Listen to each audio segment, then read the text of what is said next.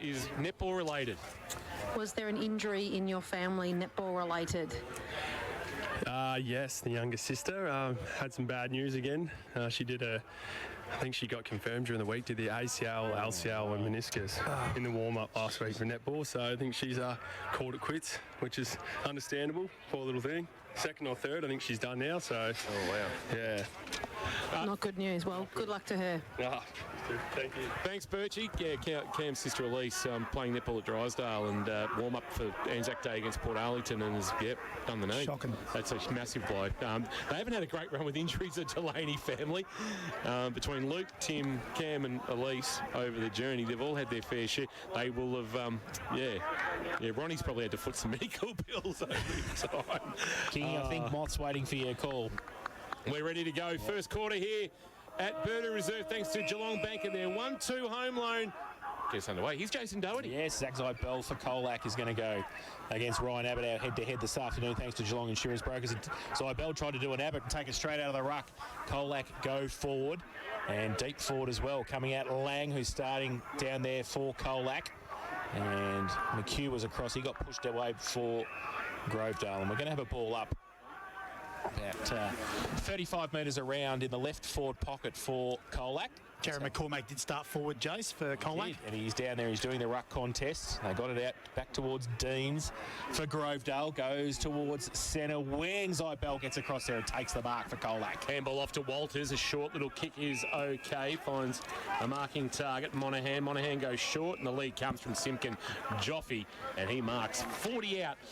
Slightly left of Sandow, and a good start here for the Tigers on the cards if the veteran Joffe Simpkin can slot one. Do we get our tips? Colac. Yes. Too busy talking to Cam Delaney. I think we're all tipping Colac. Colac, Birchie. I believe. Yep, Colac. Laurie?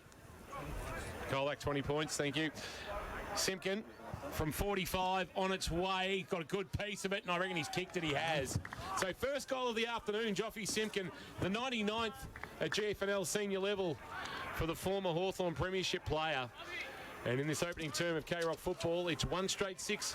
The Tigers of Colac, no score. The Tigers of Grovedale. A little bit of a luxury. Jay Simpkin just starting in the square at full forward and just popping out when he likes it. Tough matchup too, I reckon. If you sort of see him sort of starting deep, you're like, Lang. Yeah, in the forward line. It's not bad. Get it in there quick. And that's what Zybell really tried to do, didn't he, from that very first opening? Let him go to work. Absolutely. So back to the middle of Boodoo now. Abbott and Zybell again. Abbott gets it down this time. Parrish couldn't take it with him for Grovedale. He does break free though. Gets the handball back to a standing start. Abbott, they go towards half forward. Grovedale over the back of the pack. Lockie Simpkin couldn't take it. The 2 number 7s are across there. Harvey Morant it is for Grovedale. Runs out of room in front of the rooms here at Boodoo Reserve for Grovedale, and we'll have a boundary throw in. Jack Mellican's taken Baker in the forward half. Wombat Gully Plant Farm, 201 Townsend Road in Moolap. Ball hurled back into play. Ferguson, Zybell, ball's allowed to hit the ground. It's going to be a free kick for a hold. And the umpire says Zach Zybell was being held onto in the ruck contest. Gives a handball off to Lockie Simpkin. He'll kick on his left towards the outer wing. It's a kick that comes off hands. Monaghan takes it, jams it on the boot for Colac, but he's only able to put it out of bounds on the full. And it'll be a free kick for Grovedale, Dale Kerr. In the long sleeves, which is his traditional football wear, whether it had been at Anglesey or here at Grovedale, comes inboard and finds McHugh, and the Bendigo product, who most recently played at Broadbeach in Queensland, wants the middle of the ground, and how, but he's overran the footy. Chance for Hewlin, fires a handball. Another handball forward was good from Lang. Now a chance at shot at goal. Tobin Murray has missed to the left. Through for a minor score. In fact, it was McLaughlin, I should say. And a minor score. And 117 is the score for Colac. Grovedale yet to score. Opening quarter on the Port Phillip Ferries time clock. Gone about 3 minutes. Quick transition there, Kirsch. Would have been a nice start for the young kid to pop that one through, but quick hands by Lang through the corridor. Simple turnover, nearly cost him. Luke Ford, last Sunday's Anzac medalist. Has the job on Jay Simpkin as well, Jace. And he kicks it in, and he goes to the outer side half-back flank. Pack develops around Bailey Scott and a couple of others. Abbott standing there right next to Zybell. They're going to do the ruck work for their respective sides. Zybell gets it down. Back towards Morant coming out. Quick handball came. That was from Aaron Walters for Colac. Now ball still in there, forward 50. McCormack puts his head over the ball for the Country Tigers. Deans is there as well. Free kick found. Going to be dropping the ball, I think. And Grovedale are going to take the free kick in the last line of defence. Move this ball. Been predominantly going to the outer side, and they go there again with the kick. Parkhouse at the back just sits and waits for Colac. Ball to the front, and the visitors get through. Monahan gets it outside of the right boot, 35 metres out, top of the goal square, and he's kicked the goal. Lammy's Tavern goal of the day, contender from Ryan Monahan, running towards the left forward pocket. He just turned it around, right foot snap, and kicked the goal. Got some nice little support there as well on the goal square, a bit of a shepherd, and he put it through for his first and the second for Colac. 2-1-13, they lead Grovedale yet to score. Geelong Bank, K-Rock, first quarter scoreboard. Daniel Fraser said that he wanted to try and, equal or win the contested ball, and at the moment, Colac are the ones who are winning contested ball, but on the counter-attack, beating them on the outside as well. So Grovedale are really going to have to tighten up in both those areas, particularly the contested ball where they wanted to win this game of footy. Ben McCarthy might have the job on Deans in some way, shape or form for Wombat Gully Plant Farm. Abbott climbed high, won the tap down, and then he was able to volley it forward about 10 metres, but Hawker down low has been paid the mark. Plays on quickly, kicks towards right half forward. He's got a couple of options there. Handball over the top is good. Riding the run was McCarthy. Kick inside, forward 50 of the leading Lang. Got a nudge, umpire said play on. Back of the pack, McLaughlin had his kick very well smothered, and that ball will roll out of bounds for a boundary throw-in. Might have been Boris with the good smother, and gets a stoppage for Grovedale. In the left forward pocket, Bailey Scott involved, and not surprisingly after 33 possessions last week. Good build-up by Colac. Ball to come back into play for McCormack for Colac to do the ruck work. Abbott over the top, winning the tap down. Lang the roving, he's taken in a good tackle. I reckon Jack Kelly might have that matchup for Wombat Gully Plant Farm. Kirsch, is he keeping an eye on him? Big ask for Des Kelly. I think it is, actually. He's gone to him twice now, so I'd say that he's potentially sitting on him. From the ball up, kick out of the pack for Colac. Might have come from Joffy Simpkin, and it's out of hands and out of bounds for a boundary throw. In left forward pocket at the Torquay Road end of the ground. We've got about 6 minutes on the Port Phillip Ferries time clock. Colac 13, lead Grovedale, no score. Abbott worked his way down there for Grovedale to do the ruck contest. Through the middle, kick off the ground by Luke Ford for Grovedale. Back towards Abbott, gave it away by hands to Deans. Over the top to Boris, running through Luke Ford through halfback for Grovedale. Tumbling punt, only as far though as Aaron Hawker, who took the mark. And centre half forward goes to Monahan. He's tumbling punt. Oh, that was a real finger breaker, that one. And Abbott was standing there and gave it away by hand quickly for Grovedale Tigers to go through half back towards centre wing with the kick. Parkhouse, Zybell gets across there for Colac as well. They've got the numbers. Rennett's kicked, was turned it over, kicked it straight into the arms of Jack Baker. Now the ball comes back. He might be able to pick it up again. Brady Ferguson. They get it free, do they? Colac come across. Ben McCarthy in support. He sees it over the line for a boundary throw just forward to centre wing for Grovedale. In the beautiful sunshine here at Purdue Reserve. Colac with the best of the early exchanges. 2-1-13, wearing their predominantly yellow jumper, for which we're eternally grateful, with the white shorts. With the Caragulac style stripes from the old Hawks jumper. Tap down Zybell. Front of the pack, Ben McCarthy ran into a two-man tackle going nowhere. And we will get a ball up. Shoot among those tackling. Also Will Jeffries.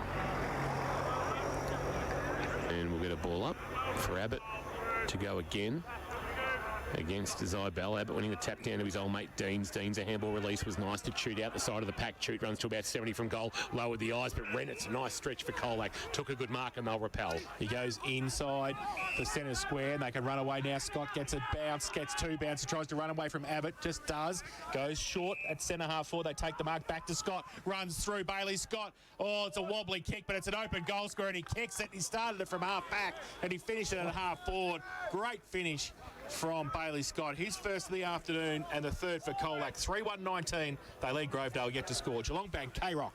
First quarter scoreboard in the experts chair. As always, thanks to the Sporting Globe. Watch every Cats home and away game at the Sporting Globe. Geelong, here is Matt Kershaw. Well, they looked good behind the ball then, Colac. They were always going to sort of repel that forward entry because they had some real good structure behind the ball. But, geez, when he gets the ball, Bailey Scott, he's one to watch, and he... Bailey Scott or Blake Scott? Blake Scott. No, it's Bailey. Bailey, yeah, but if you put those two head to head... imagine that. Put them out on the wing together. With Kane Loftus.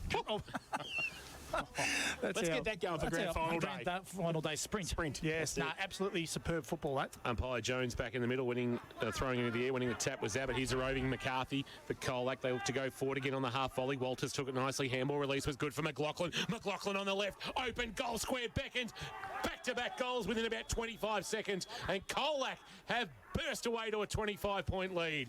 Haven't even ticked over 10 minutes on the Port Phillip Ferries time clock, and the first quarter K-Rock Geelong Bank scoreboard has Colac 4-1-25 leading. Grovedale, no score. It's technically McLaughlin's third shot on goal. He missed one just got smothered and went out of bounds, and then he's kicked his third shot on goal. So he's pretty lively down there.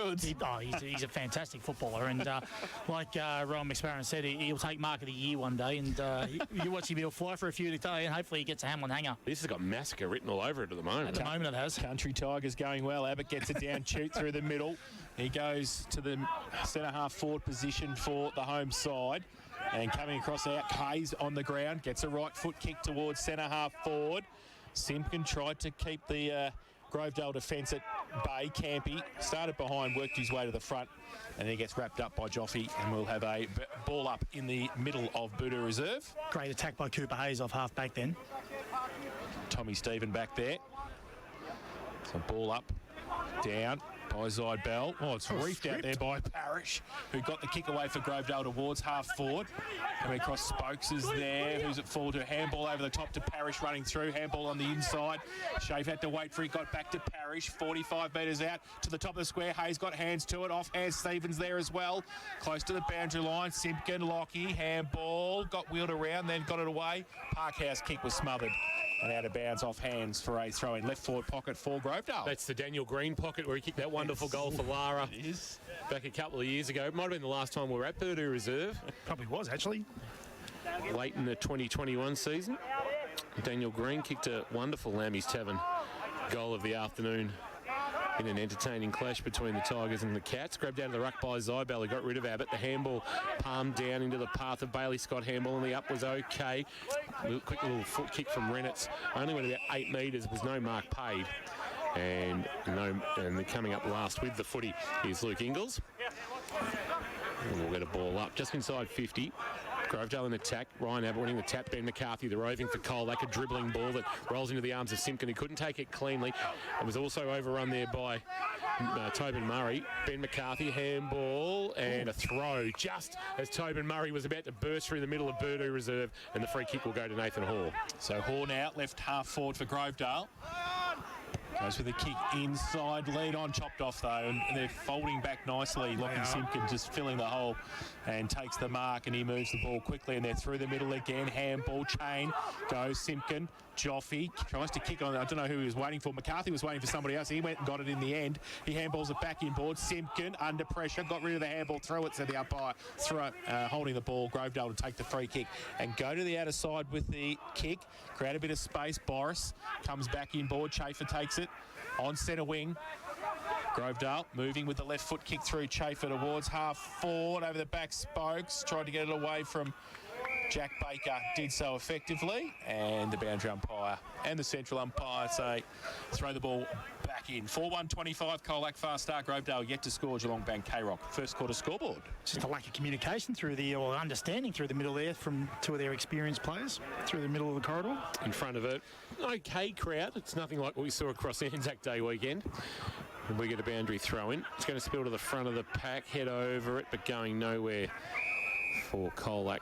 Who is that at the bottom of the pack? Spokes, I think. It might be Cody Spokes, it is. I did find out, no, he wasn't part of that 2014 premiership, so only Lockie Simpkin and Ryan Monaghan from that side playing this afternoon. Zybel the tap down, Cassidy Parrish through the pack. So able to get boot on ball, but it's going to go across the face of goal. Hawker cleans up, gets a good shepherd from Parkhouse. Then a kick that went looking for Cooper Hayes, but the spoil was good from Tommy Stephen. A couple of former Ammo's boys going head-to-head there, and Tommy Stephen knocks it out of bounds for a boundary throw, and Grovedale stay inside forward 50 just, looking for their first.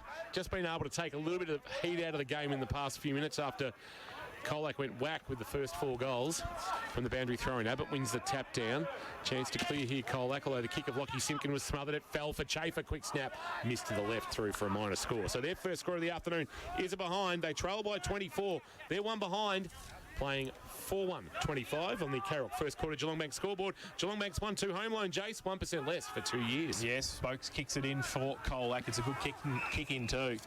And finds McLaughlin, who passes it on to Joffy. Simpkin at centre half back goes towards centre wing. Oh, that's a push in the back. No, umpire said play on. Morant stood his ground. Could have got a push in the back. Umpire said no. And we are going to have a ball up. Centre wing right in front of the best seats in the house thanks to APCO Cafe 24/7.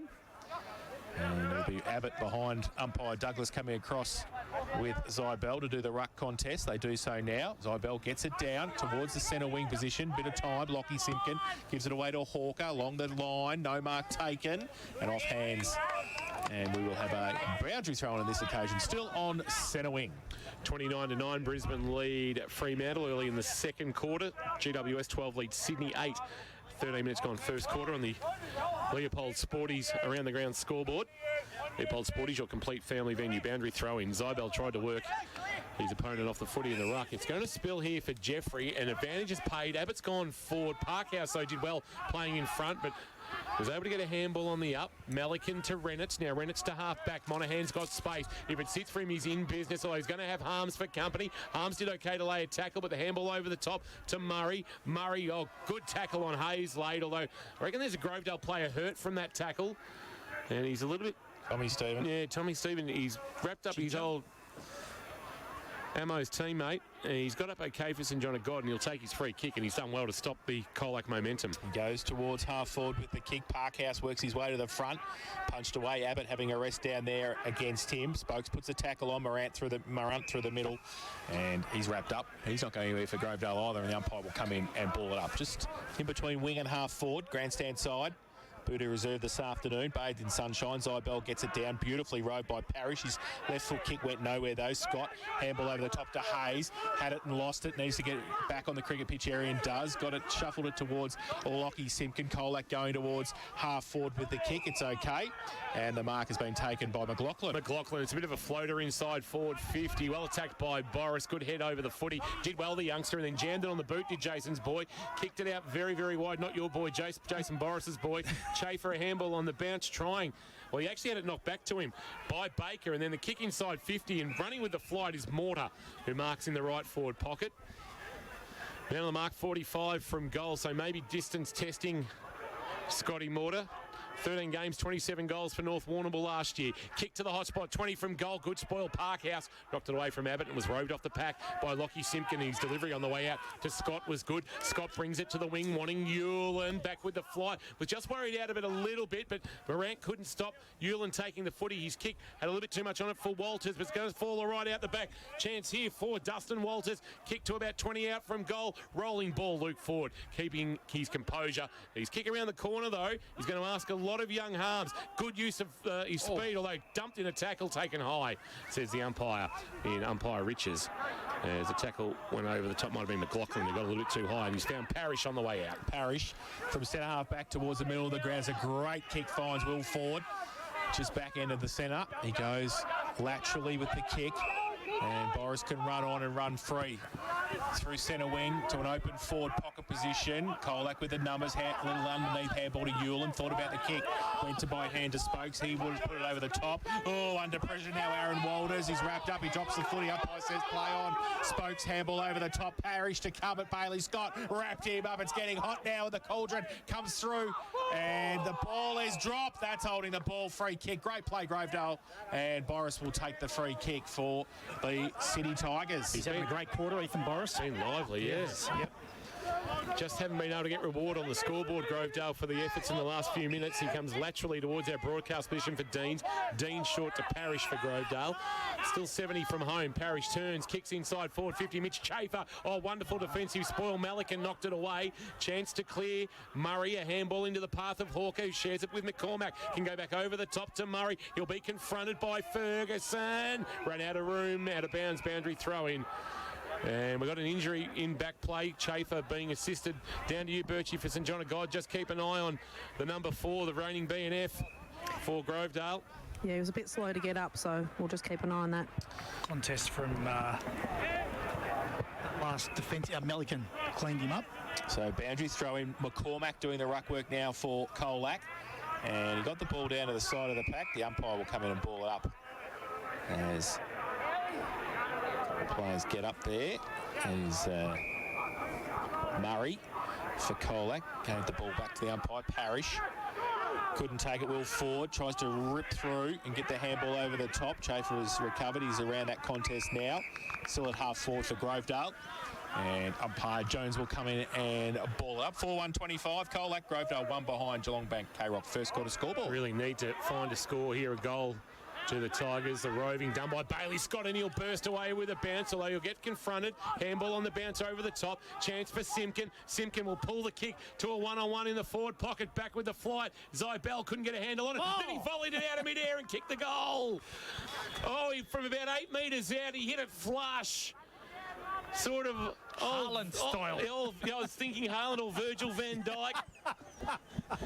Anybody in the EPL that has a great name. Ruud van Nistelrooy. Oh, well. Wind the clock back, Jace. How old are you? Ruud van Nistelrooy. The margin is 30, and after just holding the Colac side off for a while, Grovedale unfortunately concede one, and it's Bailey Scott's run again as they go to 5-1-31, playing 1 behind on the K-Rock Geelong Bank scoreboard. For the Sporting Globe, Matt Kershaw. It's his 9th touch, Bailey Scott, but it's what he does with the ball. He breaks the lines. We've seen it now 3 or 4 occasions. He gets the ball, run and carry, breaks the lines, and it opens the game up and creates overlap for his teammates, and that's what's really broke this game open. Bailey Scott with his run and carry at the moment. Corridor well too, aren't they? Absolutely owning it. So McCormack in the ruck against Abbott, who got it down towards Deans, running off the wing. Grovedale might be able to break free, and they do. The kick Too far. Oh, wow, really? Yep. Morant. Well, he did go for nearly one edge of the centre square to Fair the enough. other. Okay, so too far free kick to McCormack, who got it away to, they call play on. He got it away by hand to Simpkin. Lockie, who was under pressure from behind by Mortar, and they've turned it over. Will Ford's taken the mark. Called to play on. No 15, no 20, no whatever. He just plays on. Right foot kick towards half forward. Walker. Oh, talk about Bailey Scott and Walker. I'd like to see Walker in the sprint too. He goes quickly. Sam Walker has taken the mark at right half forward for Grovedale. We might have to do a virtual type grand final day sprint and have these boys on some type of computer. Why couldn't we have the real thing? Oh, we can. Yeah, I'm let's sure do Tom that. King can arrange it, to be honest. We used to have Yeah, it. they used to have be. one. Well, Yeah. Sam Walker would be one of them. Bailey Scott's another, and We'll he's do going a super kick as well. Exactly. Let's bring it all back. All right, Old let's do school that. football. Walker comes in, 40 crowd want. metres out. Good kick. Great kick. Good kick. First major of the afternoon for Grovedale. Much needed. Sam Walker kicks his first, and the first for the City Tigers. 1-1-7. They trail Colac 5-1-31. Geelong Bank, K-Rock. First quarter scoreboard. Well, Daniel Fraser will be a little bit happier about that because they pressured the ball carrier then, and as we just mentioned, Bailey Scott was one of those reasons. But Lockie Simpkin off half-back's been dangerous as well. But they shut him down then. They turned the ball back over, got it into their forward line, and I think that's their first mark inside forward 50 for the quarter. So, crucial one and a really good set shot. Good finish. Just back on the grand final sprint, there was a plunge in 1998 on a South Barwon kid who played in the under-18 grand final in the morning and then ran in the sprint and won it. And I reckon the South Barwon under-18 boys might have taken one of the bookies. Because remember we used to have on-site bookies on grand final days of the cleaners. As Grovedale goes inside forward 50 again, Ferguson the target, Parkhouse the spoil, Ferguson the recovery, handball, Mortar for a second for the Tigers of Grovedale. And he likes it too. What? The crowd, the past players underneath the awnings in front of the social club liked it, and Scotty Mortar got him up and about as he kicks his first of the afternoon. Back-to-back goals, very similar to the back-to-back goals kicked in about 30 seconds earlier in the quarter by Colac. They go to 2-1-13, margin back to 18, playing 5-1-31. K-Rock, Geelong Bank scoreboard. Goes back to that winning the ball around the contest, and they won that clearance then out of the middle and in their forward line pretty quickly. But they're just starting to even it out there around those stoppages. So back to the middle. Zybell back in the ruck for Colac. Abbott gets it down, rode by Bailey Scott. Possession number 10 goes towards half forward. Oh, good. 2 grabber there for Grovedale by Kurt. He went to ground and fell into his arms the second time. Called to play on now. He has to get around McLaughlin, which he does, and goes by foot towards half forward. Is that an over-the-shoulder hold? It's a hold, said the umpire. Richie's the moth, and he gives it to Chafer, who will go inside 50, but Zybel works his way across and takes the mark for Colac. He wanted Ferguson on a lead, but Zybel positioning himself well, the big man. Sends it towards the outer side with a well way to kick. Although mark drop there by McLaughlin, and now he's slinging the tackle after finding the loose footy, and he's been pinched. That's harsh. Chafer laterally to Chute. And Jack Chute with the left shoulder taped as marked. Gives a handball off to cruising past. Might be Kelly driving it long inside forward 50. Parkhouse judged it best. Took a nice mark. Been good, Parkhouse. So it was just a wasted kick inside forward 50. Parkhouse, the former Vic Country rep. At under 18 level, goes short to Jared Walters. Remember, I think the Falcons 2017 flag. I'm sure he was part of that side. As he goes short to Scott. Scott goes short to the leading Simpkin. And the glittering career of Joffy Simpkin continues as he goes laterally to Monahan. Monahan just back of the wing, outer side, called to play on. Wants to send the kick wide, but he's turned it over. Wasn't a great kick of Morant on his wing, has marked. So Harvey Morant playing his third GFL senior game, sending it long into the right forward pocket. Billy Ford was his target. Parkhouse, the big defensive spoil, says Mick Schiltz. Have a look at this, Prez. I'm going to send this out of bounds for a boundary throw in. Should have gone the double. With his fist taped up. So boundary throw in. Right half forward for Grovedale. And it'll be Zybel in front. Monahan. Oh, he had it and then he lost it in the tackle, and then he played for a free kick for a hold, didn't get one. The umpire said play on. Ball spills towards Deans, and he'll handball. He'll give the ball back to Moth, and he'll throw it up at right half forward still for Grovedale. Gets Abbott got a piece of it, so does Zybel. Deans puts the tackle on this time. Ben McCarthy not going anywhere. And Tom King's going to get us going here at Voodoo Reserve. 5-1-31, Colac, Grovedale, 2-1-13. They get back to a couple of goals at quarter time. Wouldn't be a bad result. They might too, because Abbott's jammed it, grabbed it out of the ruck, jammed a kick forward. But numbers for Colac, including Simpkin trying to barge his way through, try to repel. He can't take it anywhere. Neither can Walters for Colac, and they'll be hemmed inside their forward or defensive 50 again, Colac. Grovedale, just the best of the most recent exchanges. Umpire puts it into the air. Ferguson having to do the ruck work, and there's going to be a free kick in the ruck contest, and it's going to go to Ferguson. So they've got Zybel for an infringement, umpire Jones. Zybel's not that he's the most demonstrative of characters, but didn't seem to really put up a fight against the umpire. Not that you can much these days. And Brady Ferguson, as we know, made his name as a defender in the talent pathway, trying to make it as a forward for Grovedale. Man of the mark 20 from goal, should really kick this, and he does. So they're back to within 12 points after conceding a 30-point head start. They've kicked the last three, and the margin is back to 12. They're 3-1-19, Grovedale. Colac 5-1-31 on the first quarter. K-Rock, Geelong Bank scoreboard. Geelong Bank's 1-2 home loan. 1% less for 2 years. More info at geelongbank.com.au. There might have been some words said out there between Ferguson and Zybel, because Ferguson really let him know about it as well. Got up right in his face and gave him the old one fist salute and told him about it, and Zybel told him something as they ran off. So there might be a little bit of fire in that. As the day goes on, there'll be one to watch. So back to the middle. Zybel, Abbott gets it down off the half-back flank. Simpkin just working his way behind the footy in the late stages of this first term. Got the ball out. McLaughlin, he should have taken the mark. He didn't. Parrish got the clearing kick out wide towards centre wing. There's a 2-on-1 Grovedale, and they might be able to help each other out to their handball. Howe over the top to Ford. He got it away. Walker close to the boundary line, in fact too close, and he walked out of bounds. We'll have a throw in on centre wing, grandstand side. They've fought hard to get back into the contest late in this first quarter for Geelong Bank, the Tigers of Grovedale. Marching back to 12, but geez, it had blowout written all over it after the first four goals were banged on fairly rapidly by Colac. Just waiting for the boundary umpire to retrieve the ball from the crowd, and now that's back. We're back into play. Zybel, Abbott winning the tap down this time at the chance to clear. Murray, a handball over the top. Hewlin back to Murray, who then gave it to Monahan, who looped it over the top, although McCormack overran the loose ball. Little tap was nice back out towards Hewlin. It came from Murray, and he'll go again. No, he's low, he's legged, and the umpire said take a free kick. Tobin Murray wearing the number 4 this afternoon. It's usually occupied by Kane Smart, and he'll send Colac into attack.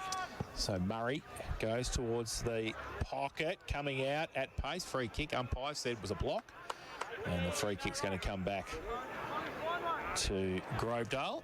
And I think Rory Quinn is going to take that free kick. We haven't called Josh Garner's name yet. All right. Interesting that Darcy Lang hasn't had a run on the ball yet either. He's played predominantly forward.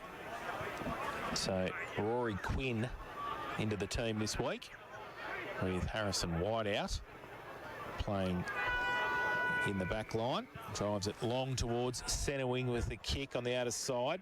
Zybell in front, off his hands. Also McHugh was there. And the boundary umpire with a bit more work to do here on centre wing on the outer side. 5-1-31 Colac Grovedale, 3-1-19. Close to quarter time here at Voodoo Reserve. As true a centre wing as you can get. As the ball's flung back into play, tapped down by Abbott, front of the pack, shoot, hit it at pace. He was unmarked, and now a kick inside forward 50. Ferguson positioning himself, and the spoil came from Reynolds, who was able to knock it out of bounds for a boundary throw-in. But they're finding ways out at the stoppage without it having to be Dean's. Choots got his hands on the footy a couple of times.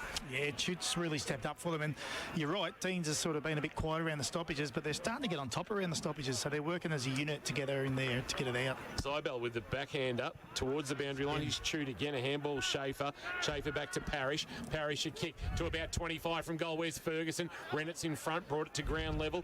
Numbers there for the Tigers. One of those was Baker, but he couldn't get his hands on the footy. Handball out the side door for Colac. Missed its intended target. It was Murray who gave the handball. He had to go in and lay a tackle, which was very fierce on Ferguson. And 20 out directly in front. But we'll get a ball up. Grovedale in attack. So ball up for Ferguson. Zybell, neither really get an effective tap down there.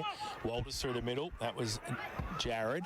Kick across towards Hewland in between the back pocket and half back for Colac. Tries to drill it towards centre wing. Punched away defensively by Quinn. Handball, Cooper Hayes over the top towards Monaghan, but sits his away. Oh, he left it behind though. And then pushed out of bounds and just took his eye off the ball. The cardinal sin of football. Well, he probably taking your eye off the ball. I'm surprised he probably had that much space. Yeah. And we're going to have a boundary throw in on centre wing. It's a good attack again by Cooper Hayes. He has a good attack on the ball, doesn't he? Yep. He's looking good across half back there. Abbott and Zybell throw in. Abbott in front, try to take it out of the ruck contest a bit. Simpkin, Joffe. And they tap it back towards Inglis. Can he pick it up? Yes, he can. His handball was terrible, though. And now Walker outside of the right boot towards the forward pocket. Colac with the numbers, but the cricket pitch area right next to the ground is going to be the winner there for Grovedale. They're going to keep it deep forward. 31 playing 19 here at Voodoo. Geelong Bank K-Rock first quarter scoreboard. West 10, St Albans 8, Bell Park 15, Lara 13, St Mary's 28, Leopold 6 around the grounds for Leopold Sporties in this opening quarter of action. And Newtown and South Barwon, no score being registered on Play HQ. Boundary throw in. Ferguson the ruck work, front of the pack, chance for Mortar. Left foot snap, got really no purchase. Chance to clear Ben McCarthy as the quarter time siren sounds. And the mark was taken right on the siren, but I don't think it'll be paid to Nathan Howe or Hoare. And it is quarter time here at Voodoo Reserve. An entertaining opening term. They kicked 5 of the first 6 goals, did Colac. They burst away, but they've been able to get themselves back into the contest.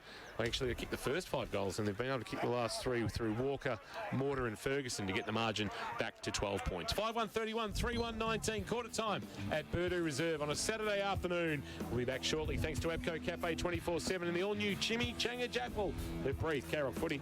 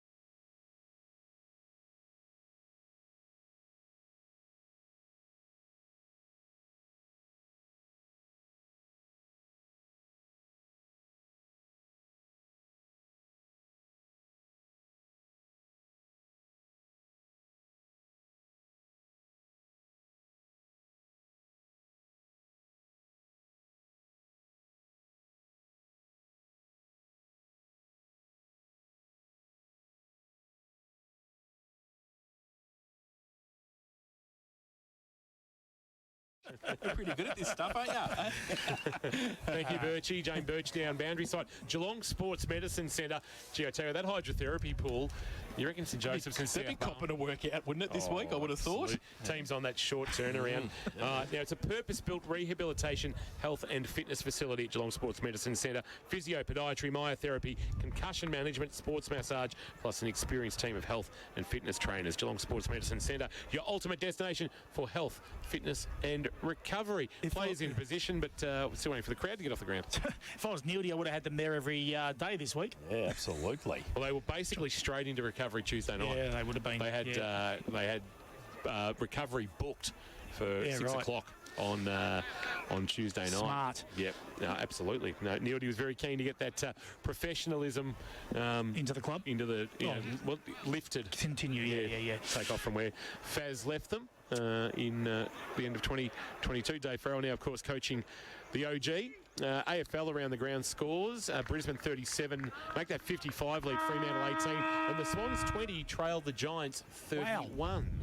Second quarter, Harvey Norman Cryo and Warren Ponds. We're underway. Here's Jason. Yes, Ryan Abbott goes up and beautifully gets it down to Nathan Deans, who drives it long for Grovedale to centre half forward. But, if you don't mind, just take the mark over the back. Jack Malikan for Colac. He goes towards McLaughlin, who can't take the mark. He puts a good tackle on Boris. And the two young guns go at it. The umpire says before anybody could break away, he's going to come in and ball it up. Just forward of the centre wing for Grovedale. Attacking the city end in this second term from the ruck contest. Parrish tried to shuffle the handball out from hands and knees. Couldn't do so really effectively. Now the ball spills free. Colac close to the line. In fact, they run out. Can't keep that ball in. We're going to have it's going to be a push, said the umpire. So a push. And Colac will take the free kick. Speedy Deans wasn't none too pleased. He wasn't. So the Country Tigers to move it towards centre wing. Walters a little lead further than that. It's a 2-on-1. If you don't mind, Hamlin, hanger! From Josh Garner! And he moves it for Colac inside 50, right in front of us. The best seats of the house thanks to Apco Cafe 24/7. And then Darcy Lang off the ground about 15 metres out from goal. Missed it with a soccer kick and through for one behind. So a great start for Colac. And Josh Garner, if you don't mind. Welcome to the game. Who's Adam Garner? Who's he again? And 5-2-32 Colac lead Grovedale 3-1-19 Harvey Norman K-Rock second quarter scoreboard. That is a cracking mark for Hamlin from Josh Garner. What a way to announce yourself on the GFL. Miranda kick to the outer wing looking for Abbott. Zybel there, and then his handball out of bounds, and we'll get a boundary thrown. That is one of the better climbs you will see in the GFL this year. The best thing he was actually 3 deep, and he worked really hard to get to the contest first, and then thought, nah, I'm up here. Well, Rowe thought said he was pretty athletic. I think that showed it. Yeah, certainly did. And then Darcy Lang nearly socketed a goal of the day as well. That's right. It was nearly all happening. Back into play, the boundary thrown out a wing, tapped down by Abbott to Deans, inside forward 50 with a kick. Good stretch, going back with a flight. G. Rennett's become a very solid citizen as he's now at game number 66 down back, short. Mark taken by Scott, a handball release into the path of Malikan, chopped off by Deans, who knocked it down. But they're going to come up with it again here, the Tigers. Tackle Chafer laid by him on Rennett's. No, in fact, it's on Inglis, and we'll get a ball up. Zybel puts his hands in the air, says, I'll do the ruck work against Abbott again. They nullify each other. Ball hits the deck. Well done by Cassidy Parrish. Reeled the ball in, gave it to Deans. Deans a handball off. Kick inside forward 50 for the Tigers was a floater, but Chafer was able to mark. It wasn't the greatest connection on the kick. He had to mark it or else he was going to break his nose. Yeah, coming in. And it'll be a shot at goal for Mitch Chafer to make the margin 7 points. Might have been Kelly with the kick coming in. Last year's reserves, best and fairest. Or was it Hoare? It might have been Hoare, in fact. Or Howe. We haven't got correct. Just can you clarify when you can, Birchie, whether it's Howe or Hoare. There's Chafer. Man on the mark, 40 from goal. This really is rudimentary for Mitch Chafer, and he has gold. So Chafer with his first of the afternoon, and the margin is back to 7 points. 5-2-32 Colac. Grovedale 4-2-26. I said the word massacre early, but that's not going to happen this afternoon. It was on that path, though, wasn't it? It was, but Grovedale. They have using the football again in there. They were, yeah. So Way too many handballs. I don't know if you, in the first quarter, when they got the ball in the forward line quick, we said how dangerous it was and Darcy how, Lang and they just had players out every time they moved the ball quick. Now, when you're overusing it, and that does come from pressure, Jace, as well through the corridor. So Grovedale have done well to get back on top in that area. Back in the middle, Zybell. Abbott gets it down, pushes it forward. Will Ford leaves it for Deans. Why wouldn't you? And he gets it away. Shoot over the top, goes towards half forward Grovedale. Morant inside 50 again, and he's going to be able to double it up here, Mitchie boy, because he's taken the mark. Schaefer from just about the same position, 40 out, slide angle, and pretty easy. I reckon he might have 30 or 40 shots a night when he's training here. There's a Colac player down in back play. Is it Jared Walters or is it Bailey Scott? It is somebody with a very blood nose, I can tell you that. So Mitch Schaefer not standing too far away from... If that's blood, it has to be blood ruling. It'd have to come from the ground, so they can't do anything. I think he'll be getting up now. I think it is Bailey Scott, actually.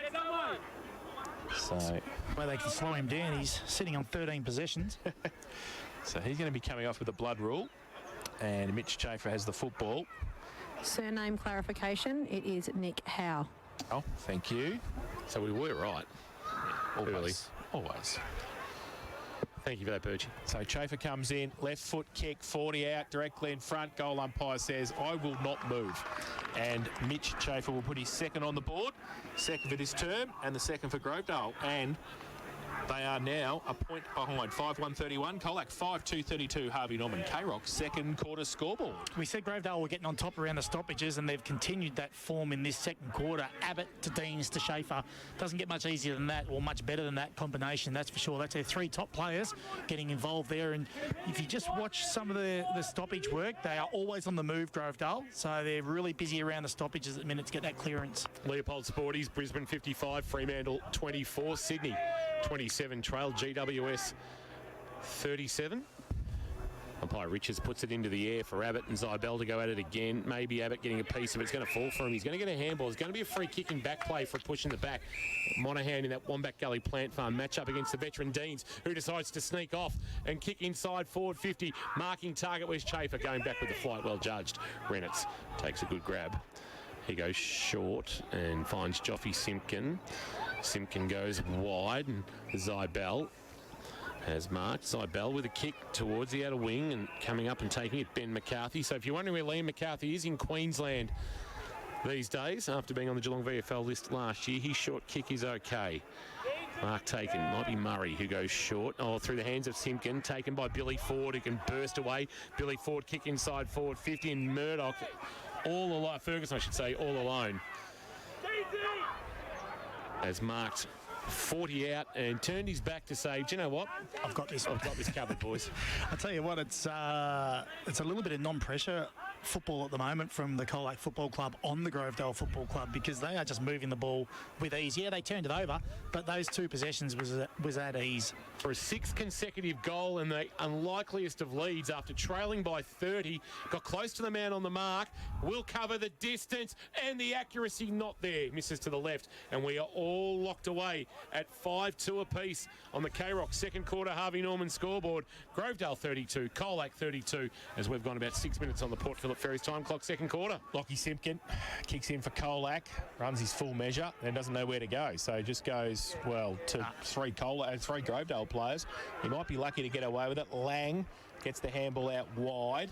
Murray, second to it there against Dale Kerr. Kerr happy to see it over the boundary line. He had not much support there close to the boundary line, so happy to use the line as his supporter there from the contest. And we're going to have a boundary throw in now for Abbott and Zybell. To the front, Abbott. Parrish, Murray over the top of it for Colac as well. They dance on the ground together, and the umpire will come in and ball it up. Still in centre wing. Grandstand side all tied up here at Buddha Reserve. 5-2, 32 apiece. Tapped down by Abbott and went to go off the ground, had a fresh air. He head over the footy was Tobin Murray. Now pushing the back, I reckon, over the top Zybell it will be. And a free kick for Ryan Abbott, who gets up a little bit ginger. Handball off to Kerr.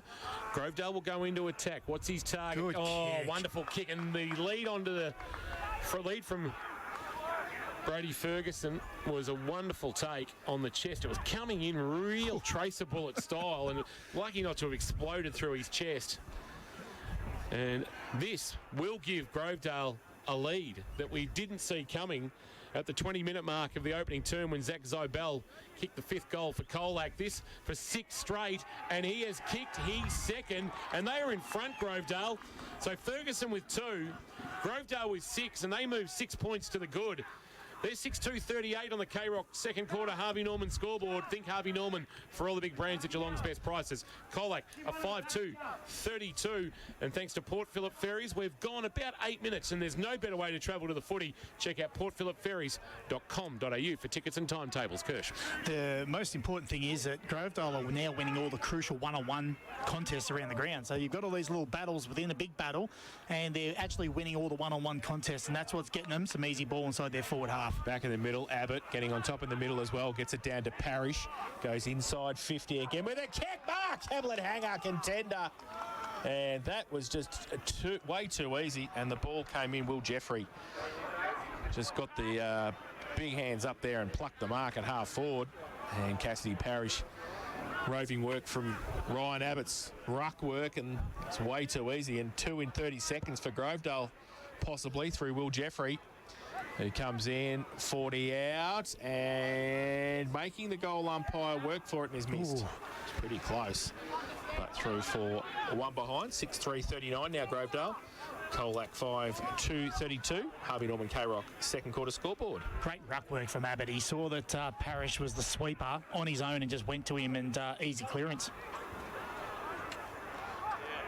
Spokes to bring the ball back into play, into the left back pocket. Parkhouse stretches and marks in front of Chute. Unbelievable change that has come over this contest in the last 15 or so minutes. Well, they've got nowhere to go with their ball movement either. They have to kick these long down the line kicks. Well, if you've got Garner, you're a chance. Flying there, but not marking. It was Dustin Walters for Colac. Parrish trying to extract the footy, just threw it up. Aaron Walters. Lang might have gone up onto the ball, kicks on his right. Garner eludes him and rolls towards the boundary line. And last week's Spirit of Anzac medalist Luke Ford, happy to see it out of bounds for a boundary throw-in. Right at the interchange gates, Jane Birch down boundary side for Geelong Sports Medicine Centre, keeping an eye on all things. Bailey Scott still hasn't emerged from the bunker, I think, because it's such a hot day. They're just having trouble stemming that blood flow from the nose. Thank you for that, Birchage, for St John of God. St John of God, we put you first. Lang a handball on the up. Now, let's come off the thigh of Angus Shuland and out of bounds, and a boundary throw-in. A very solidly built unit is Angus Shuland. He is. I'm not sure he was ready for Darcy Lang's quick hands either. They were elite. They were. Darcy Lang wearing something resembling cricket shoes this afternoon. They're very, very white. Boundary throw-in. Looks like he's going to come in from the northern end. Here's a chance for Cassidy Parrish at the front of the pack. Umpire says, give it to me. That's umpire Douglas patrolling the scene at the moment. And we'll get a ball up. So near the point of the square at left half forward. Umpire puts it into the air. Zybell and Abbott again. Abbott climbed high, won the tap. Parrish the roving. Handball that was more a throw. Chance here for Deans near the boundary line. Dumped as he got rid of it. Oh, McCarthy. Good use of the body by Jeffrey. Handball into the path of Chute. Chute can tuck it under the arm and go. And leading out Ferguson. Couldn't complete the mark. Parkhouse played it well. Found it on ground level and a handball to Hayes. Yes, Hayes goes towards half forward, running back with a ball. Oh, Murray runs into Joffe and they fall over. Ford gets it. He goes with the kick for Grovedale towards half forward. Down the ground. Down the ground was there. Free kick. Grovedale, left half forward, going to take the free kick. Mortar. Is it? I don't know who it's going to. Who is it going to? Yes, and then Chute was running past. So, free kick left half forward for the home side. Drills the ball towards Ferguson, who puts his hands up and goes, bang, if you don't mind. And he's causing them some grief. Deep forward now, Brody Ferguson. He's kicked 2 goals, 1, and a chance from 50 to put his 3rd on the board and the 7th for Grovedale. Well, there's not much Parkhouse can do when they're coming in like that, but where are the other defenders coming off and protecting that corridor? There's none of that going on at the moment. They're all just playing solo footy. So Ferguson, 50 out, right foot kick, keeps it low, not going to make the distance, punched away, front of the pack, about 10 out from the Grovedale goal. Jeffrey wrapped up, and the Colac defence working overtime, and we will have a ball up pretty close to the Grovedale goal. Boundary throw in. Grabbed out of the ruck by Zybel. He jams it on the boot towards half-back. Tapping it as Harms. Tapped it to his own advantage. Then he tried to get a handball back to Deans. Did find Deans eventually. Chafer through traffic. Somehow, lovely little tap on by Murray. Found Spokes. Spokes in the right-back pocket. Clearing kick wanting Dustin Walters. He couldn't mark what he should have taken. Time to recover, though, when he found it at ground level. Swings onto his right boot. Kick now towards a one-on-one contest. And McCormack was strong, playing a forward role this afternoon. The former Lara Cat in front of Brady Campy, playing game 134 this afternoon. He just concedes some ground to Zybel, who then comes laterally to the run of Simpkin, who then fires a handball, Malakan I should say, who gives a handball to Monaghan. Monaghan a kick inside forward 50. McCormack back with the flight, best suited. Surely a free kick front on contact by Chute. And he's worked his backside off there, McCormack, to put himself in that position, and he'll have a shot at goal with the man, it's actually Dustin Walters, I should say, not McCormack. Oh, wasn't good work right then. Wrapped him up. And a 50-metre penalty as well. So this will be an absolute gimme, and that's well, when you're a coach, that must be somewhat of a coach killer, as Dustin Walters kicks the goal and snaps a run of 6 consecutive Grovedale goals and pulls the margin back to 1 point on the K-Rock second quarter Harvey Norman scoreboard. 6-3-39 Grovedale, 6-2-38 Colac. And on the Port Phillip Ferries time clock, we've gone about 13 minutes. A little bit better ball movement there from Colac. That's what we saw in the first, probably 15 minutes of the game, switching the play, opening the game up, making the ground big, getting their forward line quick, and that's how you beat opposition teams that are defending well on you and putting a lot of pressure on you. So that's only a little snippet we've seen this quarter. See if they can, I guess the thing is now to get 2 goals in a row. That's the secret. So McCormack giving Zybel a spell in the ruck, doesn't even go up in the ruck contest. Let Abbott do it, and then he's going to put the tackle on Abbott as he brings him to the ground. Port Arlington 38 lead Mottawarri 19 on the Leopold Sporties around the ground scoreboard. There you go. Huge. So secondary bounce in the middle. McCormack gets it down. Murray, oh gee, went high there on the tackle. Chute was in there. He was low, and he's going to get up with Speedy Deans. Grovedale twosome on the ground there. So a third bounce in the middle. Abbott up early, takes it out of the ruck. McCormack put the pressure on. McCarthy for Colac. Gets it to the wide open space of half forward. Kelly gets across there for Grovedale. He tracked it towards the boundary line. I think he runs out of room. He does. In front of the past players here this afternoon at Grovedale. We'll have a boundary throw in right half forward for Colac. South Barwon showing no ill effects of playing on Tuesday. 48 lead Newtown 18. Geez, the rehabilitation worked pretty well. They must have been at Geelong Sports Medicine Centre. must have been. Starting at 6 o'clock after the game certainly worked. Boundary throw in, free kick for a hold, going against McCormack and going to Abbott. So McCormack just having to give a chop out to Zybel with the big man stocks. Blowing a gale up there, is it? Down slightly. Abbott inside his defensive 50 wants to send it towards the outer wing, back with the flight. That's Spokes taking a really good mark in the blue boots. He comes laterally and stretching, but not marking was Ben McCarthy. Time to recover, a handball to the run of Renitz. Renitz bangs it long inside forward 50. Walters back with the flight, couldn't complete the mark. That was Dustin off the hands of the pack. McLaughlin fit of the fumbles, handball back towards Dustin Walters, who has it knocked from his grasp and out of bounds for a boundary throw. Leopold Sporties, Geelong West 36, St Albans 14, Bell Park 36, and Lara in a humdinger 33. St Mary's 52 have blown Leopold out of the water 14, and that's no surprise with the difference in talent running around for those two clubs this afternoon. From the boundary throw-in, Abbott got rid of McCormack, grabbed it out of the ruck, gave a handball off, but only straight to Hawker. Hawker's kicked towards forward 50. Boris down low for Grovedale. To Luke Ford, and they're away. They go back inside into the centre square. Schaefer keeps his feet. Will Ford helped him out. Quick kick around the corner. Harms to Parrish. Found him. Handball to Deans. They seem to be running next to each other all the time. They spread the ball to Kerr on centre wing. He's confronted, needs to get around. He got the handball away. They had the numbers over the top. Howe gets it away. Back in. Board Deans had to sit and wait. Oh, a little sidestep was nice. Little shimmy. Kick over the top. They just hold up. Oh, off a step. Howe was called to play on no 15. Inside 50 for Grovedale.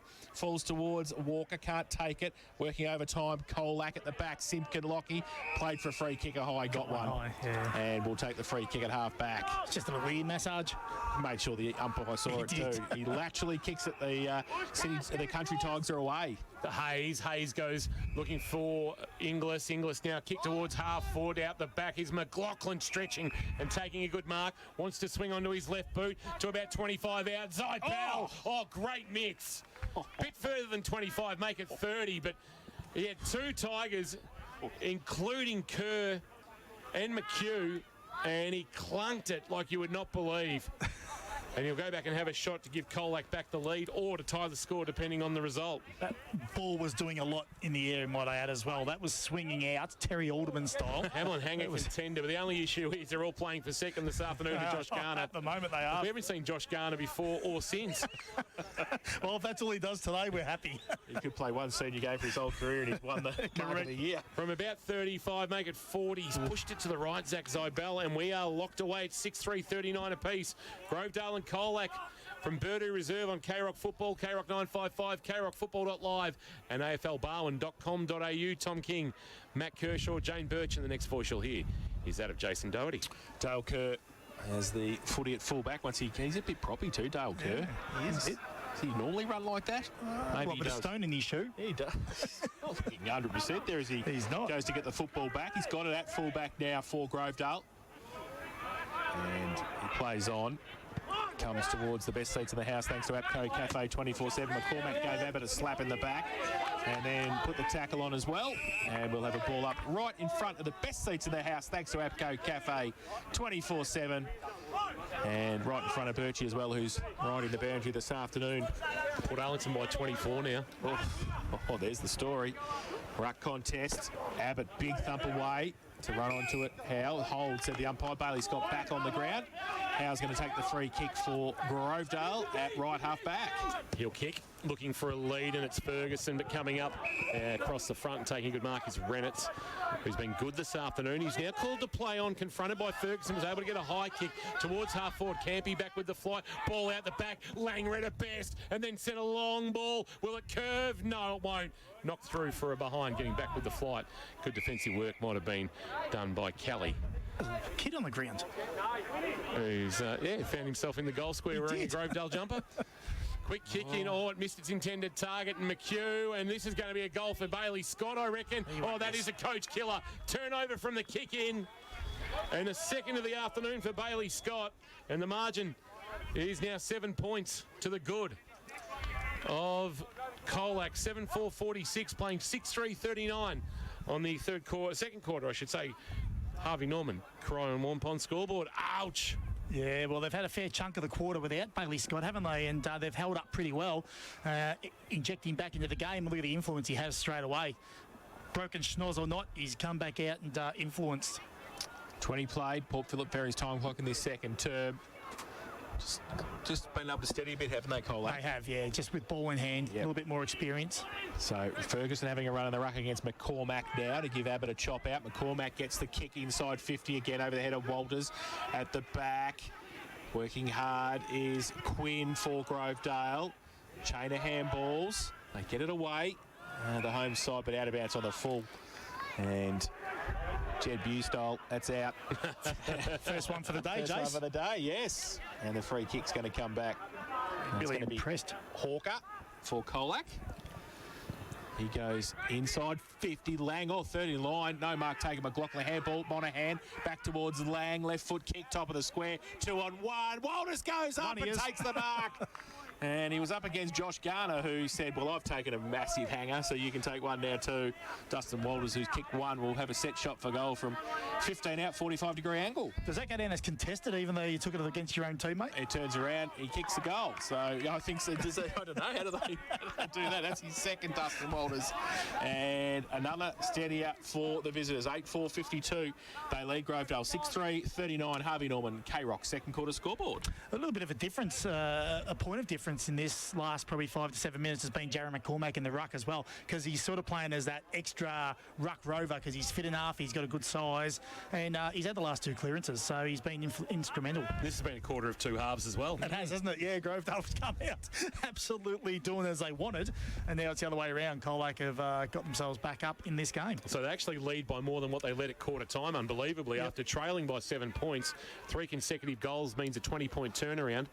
Back in the middle, Ferguson won the tap this time. Will Ford, I should say, jams it on the boot towards forward 50. Brought about 20 metres for his team. Got it outside the centre square, but Colac have got numbers. Bailey Scott, one of those. Sees the traffic go by him and then loops a handball over the top. Monahan just out of the reach of McCormack, but he'll run under the loose ball and they're away again. Kick out wide, looking for McLaughlin. Dropped what he should have taken under pressure from Boris, but was able to recover. Gave a handball to Hewlin. Hewlin to the lead, and he finds the presenting Dustin Walters again, who's having some sort of purple patch in this last 10 or so minutes. He'll go back and have a shot at his third. Don't want to sound like a broken record, but again, it was Scott McCormack breaking the game open. So he's only averaging half a goal a game. He's playing his 39th GFL senior game, had 17 goals coming in. This is for 3 1/4, and for a 19-point Colac lead. Starts at left, and that will be enough for a goal. Just worked it back enough, didn't pull it too far. He's got 3, Dustin Walters, all in this second quarter. Leopold Sporty's player of the day sort of action going on here from Dustin Walters. And the lead is now out to 19 points. It's 9-4-58, playing 6-3-39 in a very entertaining clash here at Purdue Reserve on Carroll Football. Thanks to Apco Cafe 24/7 and the Chimichanga Jaffle. Young Will McLaughlin gets himself into really good positions. He's having an almost game. He's dropped a few marks. He's doing a bit fumbly, but geez, if you watch his patterns, he gets into some really good positions, and don't be surprised if he sort of has a little bit of a moment in this game as well. Back to the middle. McCormack gets it down. Parrish loses his feet in the contest. Coming off half-back, Boris can't take it. Or Murray through the middle, got one high. And should take a free kick for Colac. Forward of the centre circle, plays on quickly, wants to drive it inside 50. Over the head of a couple, goes towards Zybell. McHugh gets back with him. They see it over the boundary line. And we will have a throw in right forward pocket for Colac. He's been good too, son of Horn. Going to be happy in the Kershaw household tonight. Leopold's boys around the grounds. Ammo's 89, Newcomb 10. There you go. It's not... Shallow throw in Zybell. Well, he might get a free kick, I reckon. I reckon he was taken high in the ruck contest by Ferguson, and this is for a 25-point Colac lead. And Zybell a chance to kick his second, and he also would join Joffy Simpkin on 99 career goals. Wasn't this the reverse in exactly the same spot in the first quarter? The free kick against him in the ruck. Zybell on Ferguson, who gave him a bit of lip. Yeah. So we'll see what happens here. Zybell, 25 metres out, has missed to the right. Disappointing miss to make the margin. 29-5-59, 6-3-39. Colac leading Grovedale in the Battle of the Big Cats. And on the Port Phillip Ferry scoreboard, Port Phillip Ferries, no better way to travel to the footy. Check out portphillipferries.com.au, including for Geelong and Essendon tomorrow. We've gone about 25 minutes. So Grovedale going to come towards McHugh.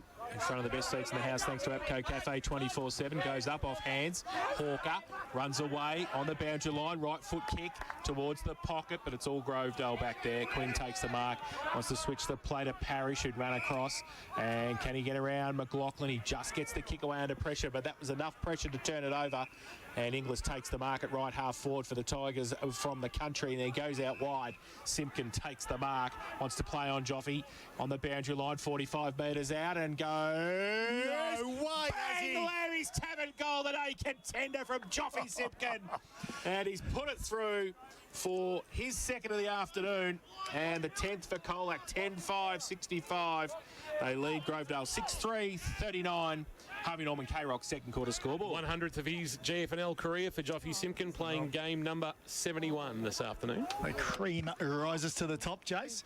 I like the fact they're sticking with Jared McCormack in the ruck for the last, probably he's been there for 15 minutes now, so he's got the stamina, he's making a difference, and yeah, they're really good around the ball at the moment. So the game turned on its head again. 5 consecutive goals to turn a 7-point deficit into a 26-point lead. Abbott in the middle trying to reverse the scenario. Quick kick forward by Billy Ford, and it's marked. Walker driving it long inside forward 50, needs a mark. It's fisted away from Ferguson. Chafer tracking it towards the boundary line. Can he keep it alive? He does. Handball back only went as far as Lockie Simpkin. He's wrapped up in a tackle. Ball spills out in that tackle. And Colac trying to fight it out of defensive 50. They won't be able to, though. It's going to end up in the hands of Howe. Howe, a high floater that'll go across the face of goal, judging it best, taking a good mark. Is the captain of the Tigers. The Colac Tigers, that is, in Melican, and he'll send it very wide to Bailey Scott. If he can hit the ground running, he might be away. In fact, Parrish played it well. Was able just to get in front of him to stop any advancement after he took the mark. So Scott from right half back now, looking for some switch. He hasn't got much on there, so he's going to have to go down the line. Oh, that's a high kick. Isn't it right? That is in the car park. Like, seriously, that's halfway to Colac. He's kicked that. Yep. That is miles away out of bounds on the full, so that's not great for Colac, and maybe the blood nose has got to him at the moment. Campy's going to take the free kick for Grovedale. At centre wing on the outer side, or the grandstand side, he goes with the right foot back towards half forward. Big pack there. Oh, getting back. Good mark. That is a great mark from Melican for Colac at half back, and he chips the ball into the middle. Abbott gets up, gets his hands there. It's a 2-on-1. Grovedale, that was a throw nearly in the middle that came from Morant. Now ball at the back. McCormack gets away by hand to Inglis. Around the corner, Colac towards centre wing. Oh, great turn of speed by Murray, and he's away for Colac. Oh, he feigned a handball once, and then he has a bounce on his left. He kicks. Wants centre half forward. Not a great kick. Howard at best, but then he tried to take on the tackle of Aaron Walters. Umpire Richards says no opportunity to get rid of it. I'll ball that up almost at the edge of the centre square. So half a don't argue there, Kurt. Well, he balked the first one. So we got a dog on the field. Oh, it's all happening. Oh, it's not necessarily the pig at the SCG, but somebody's dog's been set loose. And country footy at its finest. He's wonderfully tackled by Harvey Morant. That'll be holding the ball against that dog. Yep. Morant will take him to the boundary line. Yeah, but there's got to be someone with a lead, doesn't there? Yeah, and that dog will go and spend the time. That's fantastic. Yeah. Sin binned. There is a dog on the field. Not necessarily a pig on the field, Sandy Roberts style, but dog will do. Ryan Abbott climbing high, winning the tap down after that stoppage. Deans, the roving G, got ridden into the turf there, and that'll be a free kick against Bailey Scott to Nathan Deans. And the Grovedale veteran says, let's just slow things down slightly. And now he'll kick and he'll set it up to a one-on-one. Who's he looking for? Chafer fisted away. Lockie Simpkin off the hands of the pack. Walker outside of the right boot. Bouncing ball. Attacked by Ferguson. Can he release a handball? Almost a throw out the side door. Mortar is there. Overran the footy, and that is half time. So we go to the main break, having seen an entertaining half of football here at Burdew Reserve, with Colac up to trailing by 7 points after 6 consecutive Grovedale goals either side of quarter time. They were 7 points in arrears, and then Dustin Walters has gone whack on this one with 3 consecutive goals and a goal apiece for Scott and Simpkin. We're going to go down boundary side, and looks like Josh Garner, the man of the moment, is with our own Jane Birch. Birchie, down to you and Josh. Well, Josh, it's a bit of a seesawing.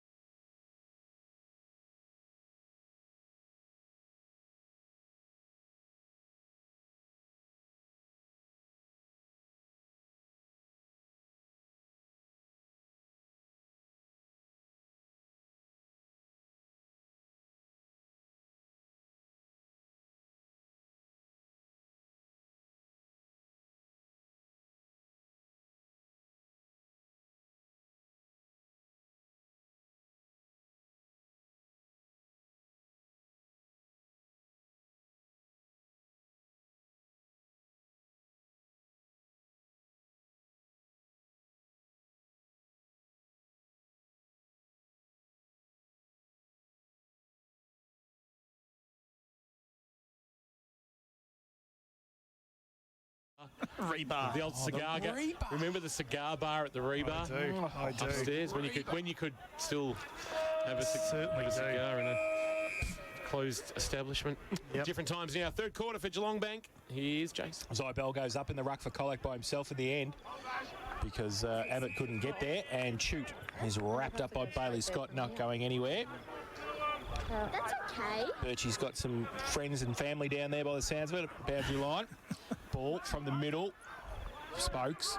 Ford was, he put Speedy Deans under pressure for Grovedale. Right next to him, he wasn't going anywhere, and he's wrapped up. Zybell tells him all about it as well as he gets up. That's the short and the tall of it. And it'll be another ruck contest in the middle. Zybell, Abbott gets it down.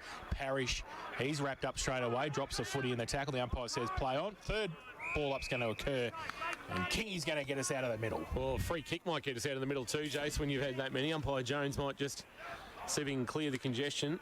Back in the middle, Zybell winning the tap down. Monahan, good tackle by Deans, brings him to ground. Ball's not coming out, and we'll go again. You were right, Jace. I was just chatting about possibly going and watching the All Abilities footy after this because I just can't get enough. So that was my Well done. that was my conversation. Sorry. That's all right. Starts at 4 o'clock, free entry, GMHBA Stadium. St Joseph's, Geelong West, Bell Park and Newcombe taking to the field in the first, we believe, All Abilities competition of this title. Umpire Jones has hit the deck from the ball up for AFL Barwon. Of course, we've had the Geelong Dragons playing in Melbourne, and now we've got the 4-team local competition and GMHBA Stadium playing host. So another stoppage. This ball's advanced outside the centre square for Grovedale, but 12 metres. It's like watching the Storm and the Warriors. umpire Jones has become very adept at tossing the ball into the air. Handball after winning the roving the ruck tap came from Billy Ford. Shoot's going to get a free kick for too high. I reckon Scott might have come. I reckon that was actually there, Kirsch. I had the binoculars on it. He called it a sling into the ground. Yeah, well, I don't think it was a sling. I think it was high, if anything. Well, he called it a dangerous tackle. Yeah, right. Didn't know if it was overly dangerous on Jack I didn't Chute. think it was. Either way, Bailey Scott's conceded a free kick. Jack Chute has got an important shot at goal. I know there's plenty of football left in this, but the margin is at 26, and you wouldn't want to be giving 2 5-goal head starts to Colac to reel in. Chute will kick from very close to the man on the mark from 40. It's a real floater. He's pulled it to the left. It's off hands and out of bounds, or through for behind for a minor score. So 6-4-40 now, Grovedale. Colac 10-5-65. The margin 25 in the early stages of this third quarter on the Port Phillip Ferry time clock. We've got about 3 minutes. Spokes kicks it in, and the mark was dropped by Jared Walters, and then a free kick to Nathan Dean. So that is just calamity capers for Colac in the back. I reckon he's hurt himself. I think he has too. Left hamstring, maybe? Yeah, we'll keep an eye on that for St John of God. Injury update this afternoon. Nathan Deans with the footy in hand. It's going to be hard for him to kick this. He'll have to plant the left foot. Somebody needs to run past here. He's grabbing in that left hamstring. Surely a Dale Kerr's got to be swinging around. Or a left footer needs to. Where's Morant? So Dean's 35 out. This will test him. It will, and he comes in. You saw he came up short too, but I don't know. He runs back like he's Nothing wrong with him. Okay, nothing wrong with him. He's kicked the goal. So no, he's clutching at it. His first of the afternoon, and a good start for the home side in the third term. 7-3-45. They trail Colac 10-5-65. Geelong Bank K-Rock third quarter scoreboard. I don't know whether it was a kick or the dropped mark, really. I mean, it looked like it was a difficult mark to take. It's just, like you said, calamity of errors, and that is one to watch on this game. Nathan Deans, with that, he's still clutching it. So whether it's just a bit of cramp, I'm sure he would know. Missed a lot of footy, remember. It was mid sort of 2021 season, I should say, that he got hurt and didn't play at all last year. Tap down one by Abbott. Billy Ford trying to barge his way through with the foot. He couldn't take it. Deans is there. Shoot on the up. Abbott heard the voice of Billy Ford. Kicks on his left towards left half forward. It'll bounce in front of Jeffrey. It's attacked by Spokes. He knocked it only into the path, though, of his opponent from Grovedale in Walker, who dived on the ball. Spokes dived on him. And right in front of our best seats in the house, thanks to the all-new Chimichanga Jafflet Apco Cafe 24/7, we'll get a ball up. Abbott. Zybell winning the tap down. Billy Ford couldn't take it cleanly for Grovedale, but Shoot could. A handball on the up to Harms. Good tackle, Spokes. Ball locked in. And I reckon that actually should be holding the ball because the tackle's laid by Spokes. The ball spills out and Harms then reels it back in. Spokes lays the tackle again and umpire says give it to me, but we'll see it thrown into the air. Abbott gets it down from the contest. Mortar. Cross half back for Colac. Randats wanted to get on his left. Torpedo punt towards centre wing. Coming out at speed was Dustin Walters. He can't pick it up. Deans was there. Walters had to put the tackle on in the end against Abbott. And still right in front of the best seats in the house thanks to Abco Cafe 24/7. Umpire Jones is going to throw the ball in the air again for Zybel and Abbott. Zybel gets it down to the side. Monahan, who left it behind. Abbott didn't. Got it away to Ford. Harms running through the middle. Right foot kick, top of the square. Over the back. Parkhouse can't take the mark. Ball in dispute. Free kick. Walters comes in. No, held to him. Jared Walters back there for Colac. Last line of defence, and we'll have a ball up. Well, the crowd wanted it, that's for sure. He's got up sore too for St John of God. Maybe, right hamstring's clutching at. Gee, they're going down like 9 pins at the moment. Out of the ruck contest, Ferguson there tried to fire a handball forward. On the up, the handball from Bailey Scott missed its intended target. They look to get out of trouble. Rennett on his left to half-back, laying in a one-on-one. It's over the head of him and Kelly. Dustin Walters with the footy now. Snaps a kick over his left shoulder. A high floating ball that'll bounce in front of Garner. It does a big off-break towards the boundary line. Campy's got Garner now, takes him out of bounds. And we'll get a boundary throw-in. Umpire says that's holding the ball. Oh, he can't be, though, because he's out of bounds. He didn't make really any effort, though. I actually won't argue with that. Campy wants to come inboard to Deans, who marks at the edge of the centre square. Just back of the centre. He'll bring it towards his old mate Abbott, who marks right in front of our best seats in the house. But his progress is halted as Monahan stands the mark. Abbott sends it into the pocket. Walker in a 2-on-1 off the hands of the pack. Spokes for Colac. He'll just barrel it out. Should land on the chest of Monahan. In fact, he'll take it in the hands and has got it just back of the wing. Still in front of our best seats in the house for Abco Cafe 24/7, who are working overtime with the chimichanga jaffle like we are. Haven't had to use the peepers for the last couple of minutes. The ball's been right in front of us here. It's coming back too, It's coming back because Cassidy Parrish takes the mark uncontested on centre wing. So unless he switches the play to the other side, it's coming straight back to where it came. Abbott's down here and he's going to drive it back towards him now. So it's just kick to kick. Zybel pushed off the ball and Abbott, no mark. He could have been paid. Parkhouse, handball forward. McCarthy wants to break free.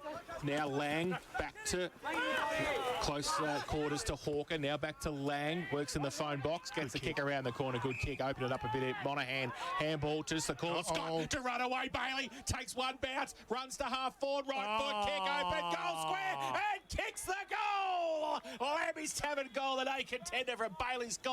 Put the afterburners on and went bang bang. His third of the afternoon, and the 11th for Colac, 11-5-71. They lead Grovedale 7-3, 45 Geelong Bag K-Rock. Third quarter scoreboard. How good is this kid? Last week he's had 33. He's going okay again today. He kicked 4-1 last week from the pill. Kicked through today. And he's kicked 3 from the pill today. And might I add, he had a fair chunk of that second quarter on the pine. So he is quality. And when they want to get the ball in his hand every time, that's what he can do. Playing across that Port Arlington Mottawarri score. Mottawarri within 5 points. Oh, no. Just might want to go down to Jane Birch too. Injury update thanks to St John. I got Jared Walters. Birchie, I think, has come to the bench. Yep, they're just having a look at his right hamstring. Yeah, I think he's in a bit of trouble, Jared Walters. Grabbed it straight away, didn't he? Yeah. Speedy Deans is right, though. He's kept going with that left hamstring. It must have just been a cramp or a spasm. Back in the middle, Abbott winning the tap down. They need something. Grovedale, can they try and get the ascendancy back as they did in the second half of the first quarter, kicking to the clubhouse end? Ball into the air. Abbott and Zybel again. Zybel. That's going to be a free kick for a hold. It's advantage paid. Monahan will take it and drive Colac into attack. A long ball. Where's Garner? Campy plays best. Took the mark. The former Geelong Falcon marks it. Top of his defensive square. The outer side, or what is the outer side to us? The netball court side of the ground is his want to go. And Ferguson used the body nicely on Parkhouse. Took a good grab too. Solid individual is Ferguson in that marking situation. Kick towards right half forward. Chafer front position. Spoil Malikan. Kerr off the hands of Pack almost to throw back towards Chafer. Cooper Hayes, a handball. Scott out the side door. Heard a voice. Hewland bangs it on his left boot. A high ball to half forward. Campy the spoil. It's going to be a free kick for a hold. Going which way? It's going to go to Brady Campy in the marking contest. In fact, it's Kelly, I should say, in the marking contest with it. So Kelly for Grovedale. Called to play on. Down the line. Oh, high kick. Bit of a tumbling punt there, and Zybell lined up with three mates to take the mark and put the hands up highest and took it. Just the back end of centre wing. Switches the play back to Lockie Simpkin. Staying to spread the ball around. Oh, he's turned the ball over though. Deans has read that better. It was a terrible kick into the middle now. Deans. Chafer, one hand if you don't mind. Play on and kick. Behind. He's goaled it. He's goaled it. The goal umpire gave us nothing. The goal umpire was running towards the behinds. Chafer turned around, took the one-hand mark and kept running. They just lazily kicked the goal. I'm going to keep you guessing. The goal umpire's like a mute. Nonchalant. He was nonchalant. Oh, so the 8th for Grovedale. It's a great goal. 3rd for Mitch Chafer, 8-3-51. Margin back to 20, 11-5-71 Colac, Geelong Bank K-Rock, 3rd quarter scoreboard. That is a skill of Mitch Chafer on full display. 100% it is. It was absolute skill. And ball on a string. It would have been a lot better commentated by us, Jace, if the umpire had given us something. Give us something. In the experts' chair, thanks to the Sporting Globe. Watch every Cats home and away game at the Sporting Globe, Geelong. Matt Kershaw with us this afternoon, as he is every GFL coverage. Tap down Abbott, and at pace, Chute hits it, and they'll go inside forward 50 again, although the kick off the outside of the right boot will ask Mortar to do some work. He's got Hewland tracking him, and Hewland soccers it off the ground, buys about 25 metres for his team. Good pick up McLaughlin, who goes back to Hewland. Hewland again tumbling a kick to half forward. Aaron Walters, good build up, chance for Dustin Walters with Hayes. Hayes now open goal square, bouncing ball, and he's drilled it. Oh, and he likes it too, Cooper Hayes. And I reckon that might be his first at GFL senior level, and that's why they've all got to the youngster from Geelong Ammos. They've come from everywhere, from Reynolds and Simpkin deep in defence to Hawker coming from the ground. They have all got to Cooper Hayes, who's wonderfully finished off, and he'll run back to defensive 50 full of smiles after kicking his first GFL senior goal and restoring a 25-point lead for his team on the K-Rock Geelong Bank 3rd quarter scoreboard. 12-5-77 leads 8-3-61. I should say that margin is 26 points. Great reward for him because he's attacked the ball all day. He's been pretty impressive all day today, so that's a great reward for attacking football. Back to the middle, Zybell get it down. Beautifully roved again by Chute, though, for Grovedale.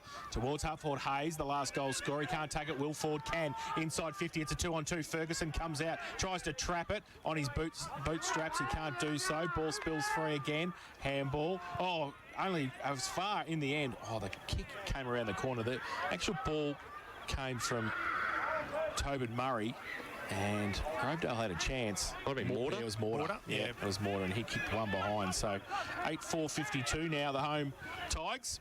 And Colac 12-5-77 Geelong Bank K-Rock 3rd quarter scoreboard. On a hand marks the kick in at left half back, goes short to Ben McCarthy. He's got it at left half back. Parrish stands the mark. He'll come laterally to his skipper, and Malikan has marked. Up to 89 games now, Malikan. He goes short, and Murray on a lead. Presents and marks at the back edge of the centre square in front of Chute. Turns and kicks quickly to a one-on-one. Simpkin from behind Joffe. Brought it to ground, but Harms did the roving. Gave it off to Billy Ford. Billy Ford pulls a kick to Kerr. It's well weighted onto his chest over the head of Reynolds. And now a kick inside forward 50 to the advantage of Chafer. Oh, wonderful kick, Kerr, but no mark taken. Chafer tight on the boundary line. Oh, somehow manufactured a goal.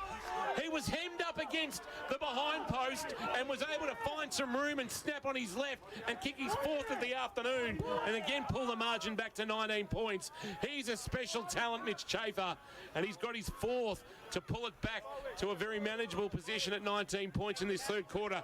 K-Rock Geelong Bank scoreboard. It is now Grovedale 9-4-58 trailing Colac 12-5-77.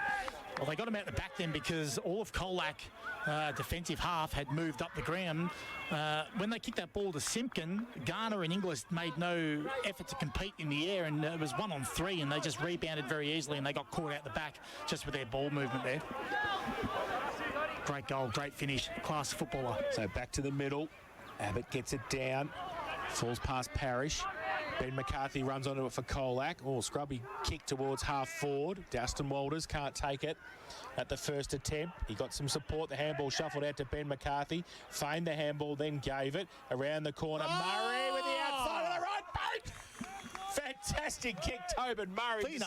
Stood there and got around a couple with the outside of the right foot, and that is a quick reply for Colac. His first of the afternoon, 13th. They go Colac 13-5-83. They lead Grovedale 9-4-58. Geelong Bank K-Rock. Third quarter scoreboard. It's funny, both teams look dangerous when they do go inside forward 50, but it always seems that Colac have got that one on the outside extra, so they're owning the outside, and they've always got that release out there, and that was it there. It was Murray who worked really hard, sort of come up the ground into the square and then worked hard offensively and caught them out. Nathan Deans has just had that left hamstring taped up down here, so he's got a fair bit of strapping on it, but he's ready to come back on, so he's obviously willing to roll the dice and give it another go. Well, not cramp, and we saw Jack Mullen try and strap it up the other day on Anzac Day. St John of God, we put you first back in the middle. Zybell won the tap down. Bailey Scott involved. Now a handball came from Lang and it finds Hewlin. Hewlin's kick on the bounce, tracked by McLaughlin. McLaughlin fired a handball back that wanted Cooper Hayes but missed him. This might open the door here. Turnover at half forward can be the one that hurts you the most, although Harms had a fit of the fumbles. Chance there for Des Kelly. Did okay. Handball back to Parrish. Grovedale in control of the footy here. Gave it to Billy Ford, who's been good in this third quarter. His kick is well weighted and back with the flight. Howe has taken the mark. He's just inside the centre square. Heard the voice of Boris. He went laterally to him on the broadcast wing. Boris under a bit of pressure. Kick inside 50. Chafer couldn't mark. Good spoil from behind Melican. Front of the packet was overrun by Parkhouse. Chance for Walker. That's a throw or holding the ball. Take your pick. Just couldn't make connection with the fist on the footy on the palm of his left hand. And Parkhouse laid a good tackle and won a free kick for Colac. Tobin Murray and Ethan Boris, the Geelong Falcons teammates, playing on each other. So back Gully Plant Farm. Parkhouse goes laterally into the back pocket. Spokes takes the mark, goes to the outer side. Ben McCarthy gives him a lead. Great kick on his chest, takes the mark. Left half back. He chips the ball over the top. Coming up, McCormack. There's a massive chest to take a mark on, Jaron. He kicks the ball over the top, so they're just moving the ball through the middle again. Hayes gives the handball away by over the top. And Here they he go is. to Bailey Scott, who runs free again, forward to the footy. One bounce, 55 out. Swear, good kick. He kicked it to the advantage of Josh Garner and just put it over the back of his shoulder and just let him run onto it in the left forward pocket, and he took the mark. A much safer mark than he took the last quarter when he went high into the sky.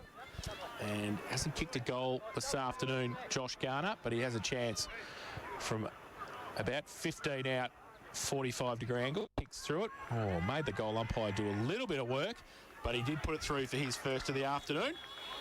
Is that his first ever? I think so. Yeah. And the 14th for Colac, 14-5-89. They lead Grovedale 9-4-58, Geelong Bank K-Rock. Third quarter scoreboard. Will Parkhouse decided he thought he'd start running from 30 metres, got to 60 and said, no, not for me. Not for me. I've done enough. So a bit too far. It's now the biggest lead of the afternoon. Yeah. At 31 points. Well, they've certainly got on top in all aspects of this game, particularly around the ball at the moment. Just clean up by hand, aren't they, in those stoppages? They're just getting into the outside, and like I said before, they're just owning the outside, and they've got so much run and carry. There are overlaps there, and they just get into their forward line too quick. Lang spent a bit more time on the ball too. And that's been a bit of a difference too, hasn't it? Yeah. Like just that class around the pill. Yeah. Third quarter, K-Rock Geelong Bank scoreboard. A 31-point buffer now for Colac. Geelong Bank's 1-2 home loan, 1% less for 2 years. Find out more at geelongbank.com.au or check out Jeringhap Street in Geelong and their branch. Tap down Abbott, back in the middle, surely a free kick for Billy Ford. Shoot's going to take the advantage and send Grovedale inside forward 50. Chafer front position, spoil behind Melican was good. Front of the pack trying to track it towards the boundary line was Tommy Stephen, and he won't be able to take it cleanly, and it's out of bounds for a boundary throw in right forward pocket. Cloud cover just rolling in, so just maybe taking a little bit of sting out of the sun. It's been a warm afternoon. Montawari now lead Port Arlington by 7. Port have actually stagnated at half time. Come on, Port, lift. Right forward pocket hurled back into play. Zybell front position sort of backhands it, but only inside. It's going to be a free kick, I reckon. Hawker might have been taken high there by Billy Ford, and it'll come back. Didn't get really good purchase on it, Zybell, from the ruck contest, but found Hawker, who was taken high. Only little. He's done a lot of him. He and Nathan Deans both of similar stature. Yeah. Short kick marked by Ben McCarthy, just back of the centre wicket area.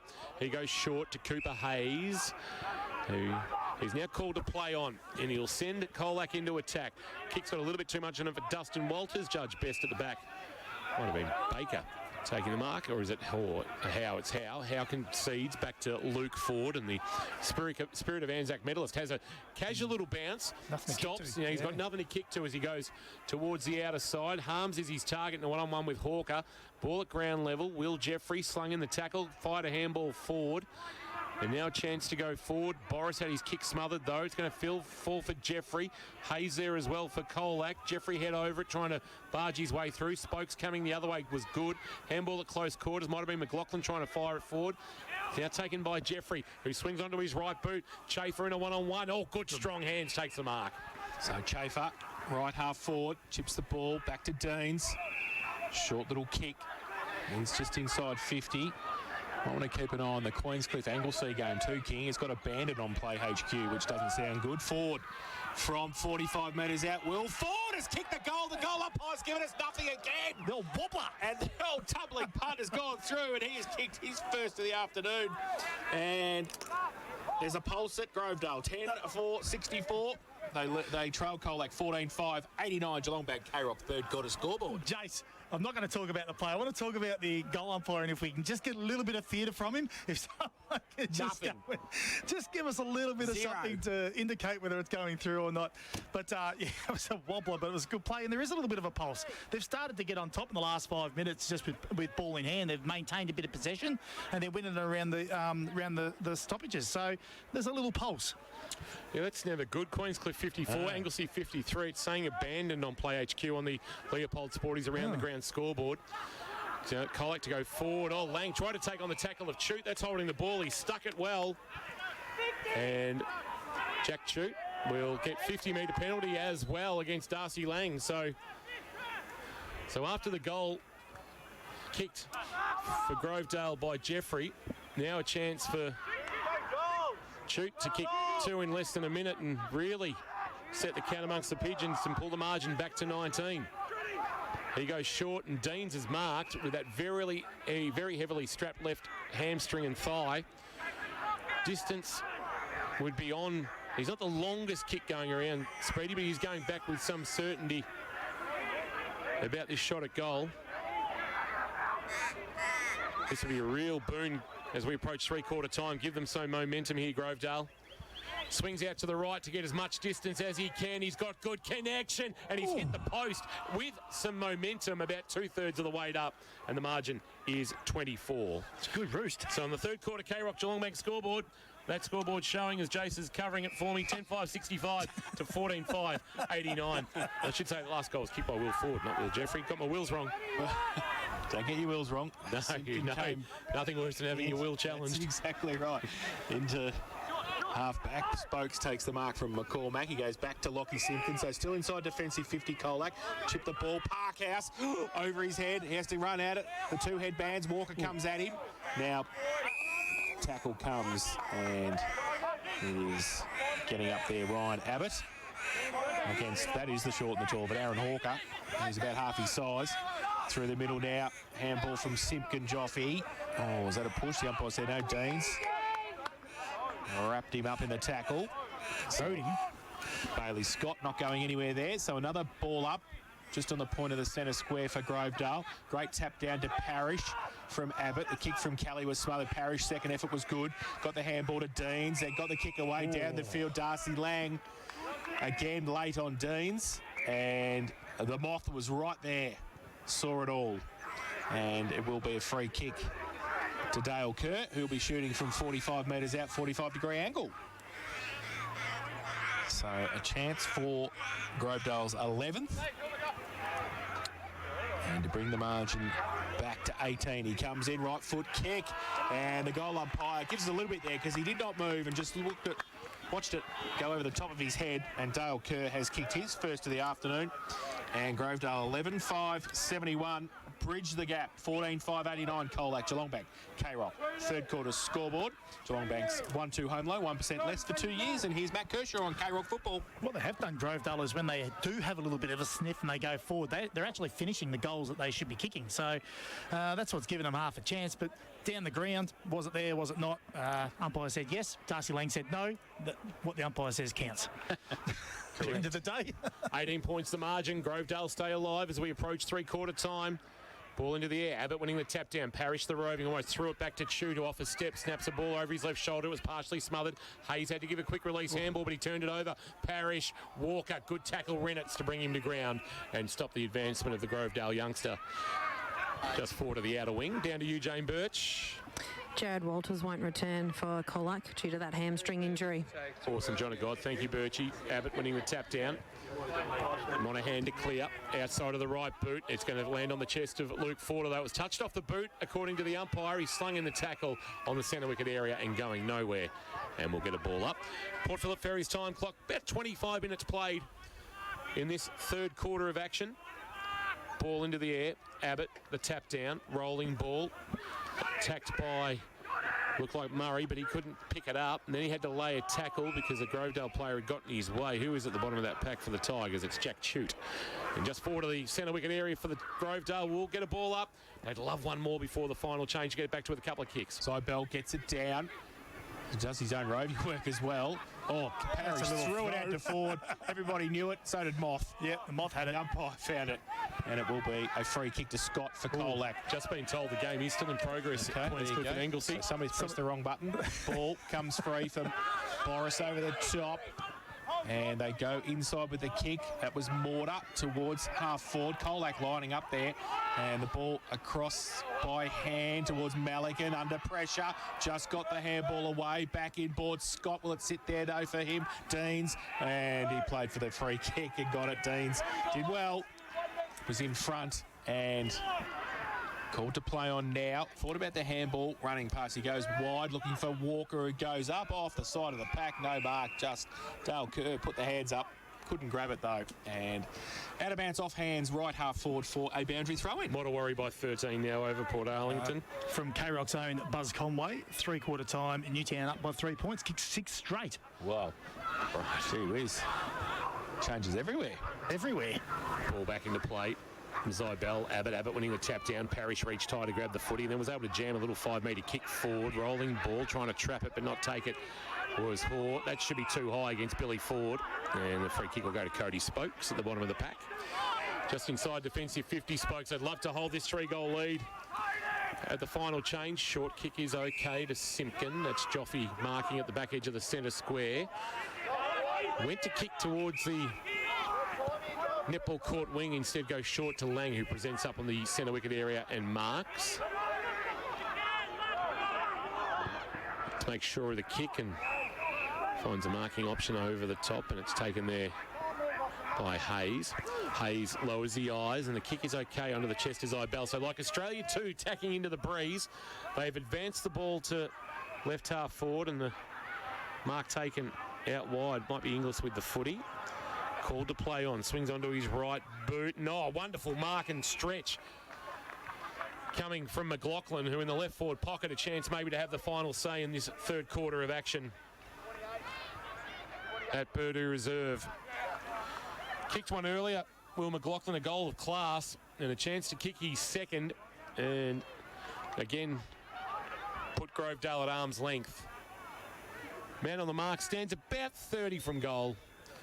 Distance won't be a problem. McLaughlin on the left has finished his job. Second goal of the afternoon for Will McLaughlin, playing just his 4th GFL senior game. He's kicked 2 goals this afternoon, the first 2 of his career, and he gives his team a 24-point buffer. They move to 15-5-95. Grovedale 11-5-71 on the third quarter. K-Rock, Geelong Bank scoreboard. Geelong Bank's 1-2 home loan, 1% less for 2 years. Check out geelongbank.com.au. I think we mentioned in the second quarter, Jace, about Will McLaughlin having an almost game, and he's got the potential to kick a couple of quarter. Well, that's just happened. He's been clean this quarter. His hands have been good, and his finishing's been good, and he's kicked the 2 that we spoke about that he could do in a quarter. So he's got himself right into this game of footy now. So back to the middle.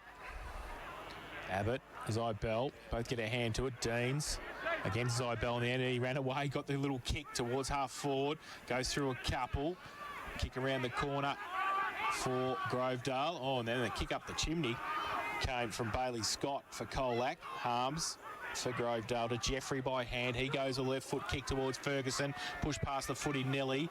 Handball. They've got the numbers at the back spokes to help out. Gets through some traffic. His handball forward to the footy.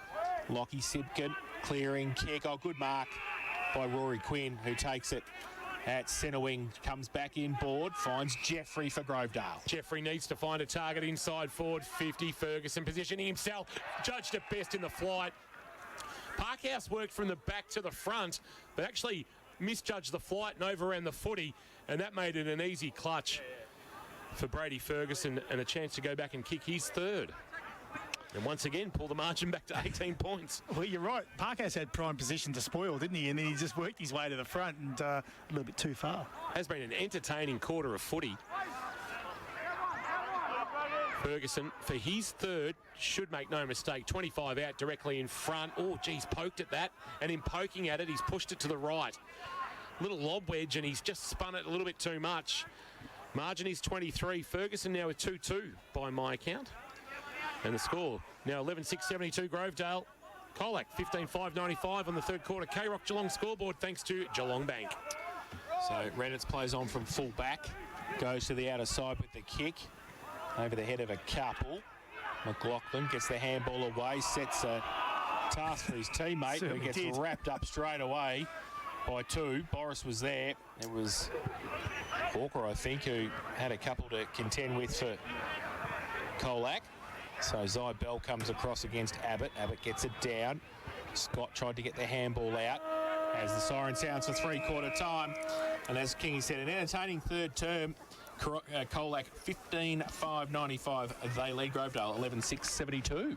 So they haven't been able to eat into the deficit too much, Grovedale. Colac by 26 at the half. 5 goals apiece in that third quarter on the K-Rock Geelong Bank scoreboard. And the margin is still 23, but the game well and truly alive between the big cats of the GFNL, Colac and Grovedale. We'll take a break here from Burdu Reserve, and when we come back, we'll go around the grounds for Leopold Sporties, all the 3 local leagues and AFL action this afternoon. Leopold Sporties, your complete family venue. It is Colac. They lead by 23 on the Geelong Bank third quarter scoreboard. And it's Grovedale looking to snap a run of outs, stretching back to 2016 against the men from Colac. Can they do it? We'll find out after the break. Thanks to Epco Cafe 24/7 and the all-new Chimichanga Jaffle. Live, breathe, K-Rock footy.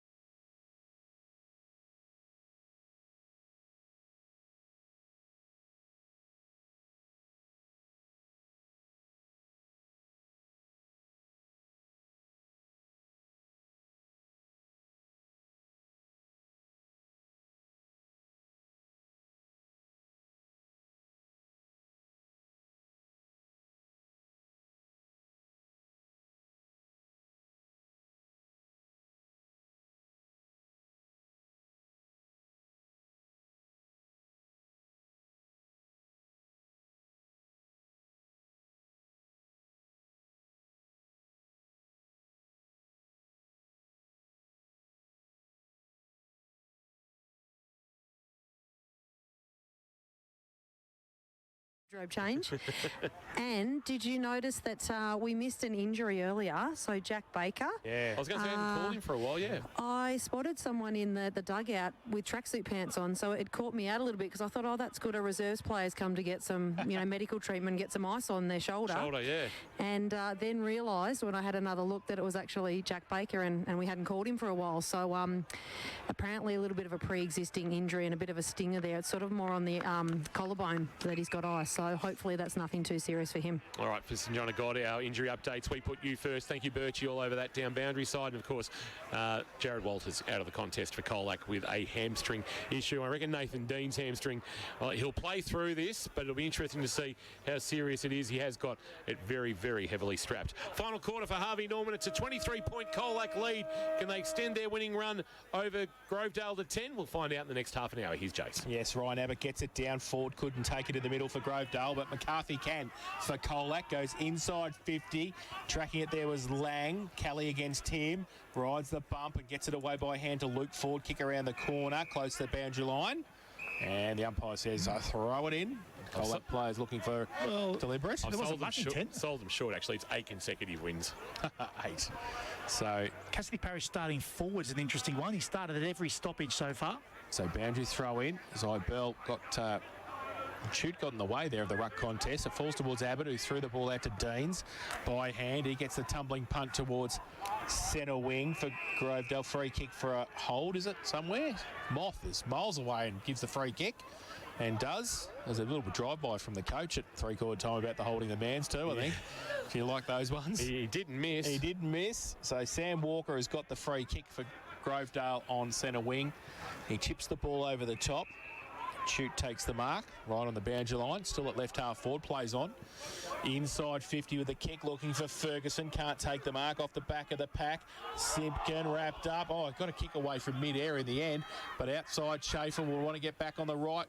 He gets around the corner. Not much to kick to. And through for one behind in the end to Mitch. 4 goals to his personal tally, and they go to 11-7-73 now. Grovedale.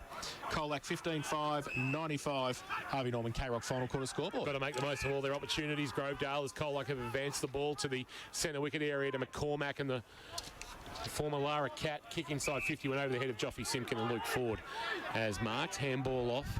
Shoot has a bounce, confronted by McCarthy. Handball to Deans. Deans at the point of the square. Right half back. Kicks towards right half forward. Well-weighted ball onto the chest of Scotty Mortar for Grovedale. Mortar. And that'll be 50. 50-metre penalty. And I reckon it's against Dustin Walters. And that will open the door for Mortar to have a shot at goal and bring this margin back to 16 points. Was it there, Kirsch? Nah, he's stiff because Mortar's the one who kept creeping to the boundary line, and he probably come about 5 metres off his own mark. The guy on the mark was just sort of going with him. So I know you've got to stand, but... You've got to call play on quicker. You do, yeah, 100%. You've got to call play on quicker. Like, he's just doing what he's supposed to be doing. So that's a little bit too harsh, I feel. Mortar looking for his second of the afternoon. Spent last year at North Warrnambool in the Hampton League. 13 games for 27 goals with the Eagles of the Hampton League. Mortar, gets a helicopter off the boot and he's missed. So back-to-back opportunities not taken by Grovedale. Mortar now with 1 goal, 2 for the afternoon. And the margin is 21. 11-8-74. Grovedale 15-5-95 as we've gone about 3 minutes in this final term on the Port Phillip Ferries time clock. Port Phillip Ferries, there's no better way to travel to the footy. Last kick in was real aggressive in the corridor. Let's see if they go the same way.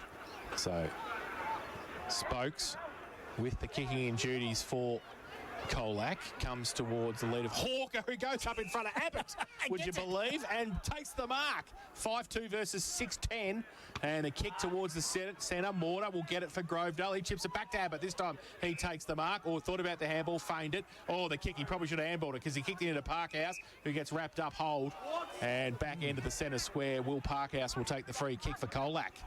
Fair spoil by Chute before. You could hear the thud in Dean Gray's effects mics of the ball on fist. In the middle, Monaghan's mark, ducked under the would-be tackler. Bouncing ball, Lang couldn't take it. Luke Ford was clean. Handball released to Boris. Boris a kick to the wing. Bouncing ball, first onto it will be Howe. He'll run into, got a little tap to the belly from Melican in the tackle, and that just took his momentum, and then Hawker wrapped him up. Nothing untoward from Melican. It was just that sort of went to take the tackle. You could hear the slap on the abdomen of Howe and Hawker, who may be the smallest man on the ground, with a high kick inside forward 50. McCormack went straight through his hands. Simpkin fisted it forward. Bouncing ball. Trouble for Quinn. Dustin Walters there. Tackle laid. Was that McCormack getting back to lay the tackle? You're right. His work rate is good. And he lays a good tackle on Shoot. 15, maybe 10 metres out at the top of the square. Colac in attack, looking to put this one to bed. So McCormack in the ruck contest got it to the side of the pack. And pack develops, the ball spills out of bounds in the right forward pocket for Colac. We're going to have a boundary throw in. I don't think J-Mac was expecting no contact for that mark inside forward 50. Yeah, that's right. He sort of waited for it, didn't he? It didn't come. No. Is that where you can brace yourself too much? Yeah. I think so, Yep. yeah. Throw in. Abbott gets it to the side and then gets wrapped up. He picked it up again and he's not going anywhere. The umpire will come in and ball it up. Still 20 out from the Colac goal. They lead 15-5-95. Grovedale 11-8-74. Ball up. McCormack gets it to the back. Kick over the shoulder. Simpkin. Joffy. And has it got through? No. Just to the right-hand side and through for one behind. So they go 15-6-96 now.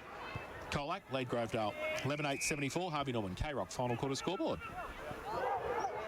So, short kick in, marked by Billy Ford. Been good all day. Yeah, 25 metres from his defensive goal. Wants to go towards the outer wing. Chafer stretches, couldn't mark. Melican was able to pick up the loose footy, bounced off a would-be tackler, and then kicks inside forward 50. McCormack, well done Campy, got across in front and took a strong mark. McCormack had the sit from behind, but Campy stood tall in front and was able to hang on to a nice mark in the left back pocket. He handballs it off to Luke Ford, cruising past. A handball over the top. McHugh, right back pocket towards our best seats in the house. Boris, he won't get a run at it, but at the back of the pack, Will Jeffrey. Harms tried to fire a handball out, but it was well done by Zybell to Dustin Walters for Colac. Kick inside 50, fisted away by Aaron Walters. Will open the door for Joffy Skimkin. Handball on the bounce. Luke Garner maybe to put this one to bed, and he kicks his second. Make it Josh Garner, I should say. He's got two. And the margin now is 28 points. And you would think that's a bridge too far. 16-6, 102 Colac. Final quarter, K-Rock Harvey Norman scoreboard. Grovedale 11-8-74. And in the experts chair for the Sporting Globe, Matt Kershaw.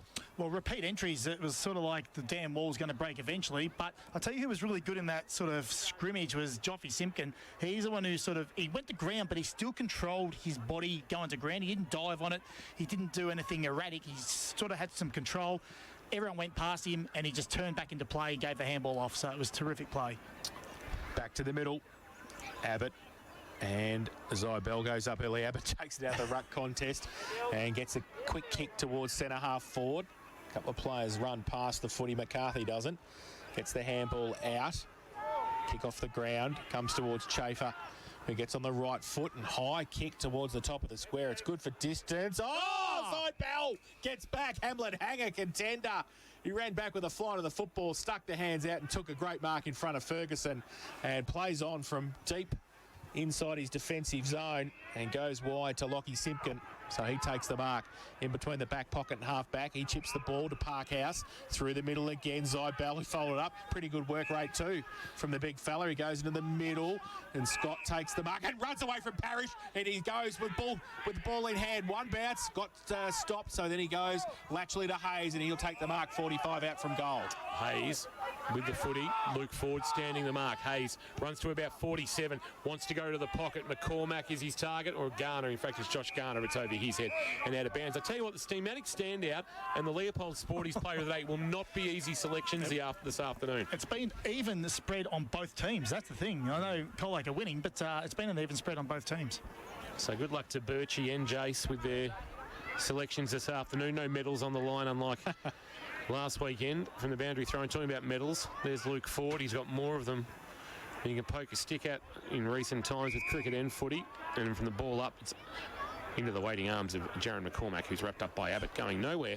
And we'll get a ball up about 30 out from the Colac goal, attacking the Colac end of the ground. Taken by McHugh, lost it in the tackle. Handball, Will Ford just to the voice. Morant couldn't take it cleanly. Darcy Lang did, but he got dumped by Des Kelly in a really good tackle in the right forward pocket. at the club room's end of the ground. And we've gone about 9 minutes on the Port Phillip Ferries time clock. Port Phillip Ferries, there's no better way to travel to the footy. Check out portphillipferries.com.au. Abbott got it down. Ball though to McCarthy. Off a step. High kick. Cross the face of goal. And through for one behind for Colac. So they got a 16-7-103.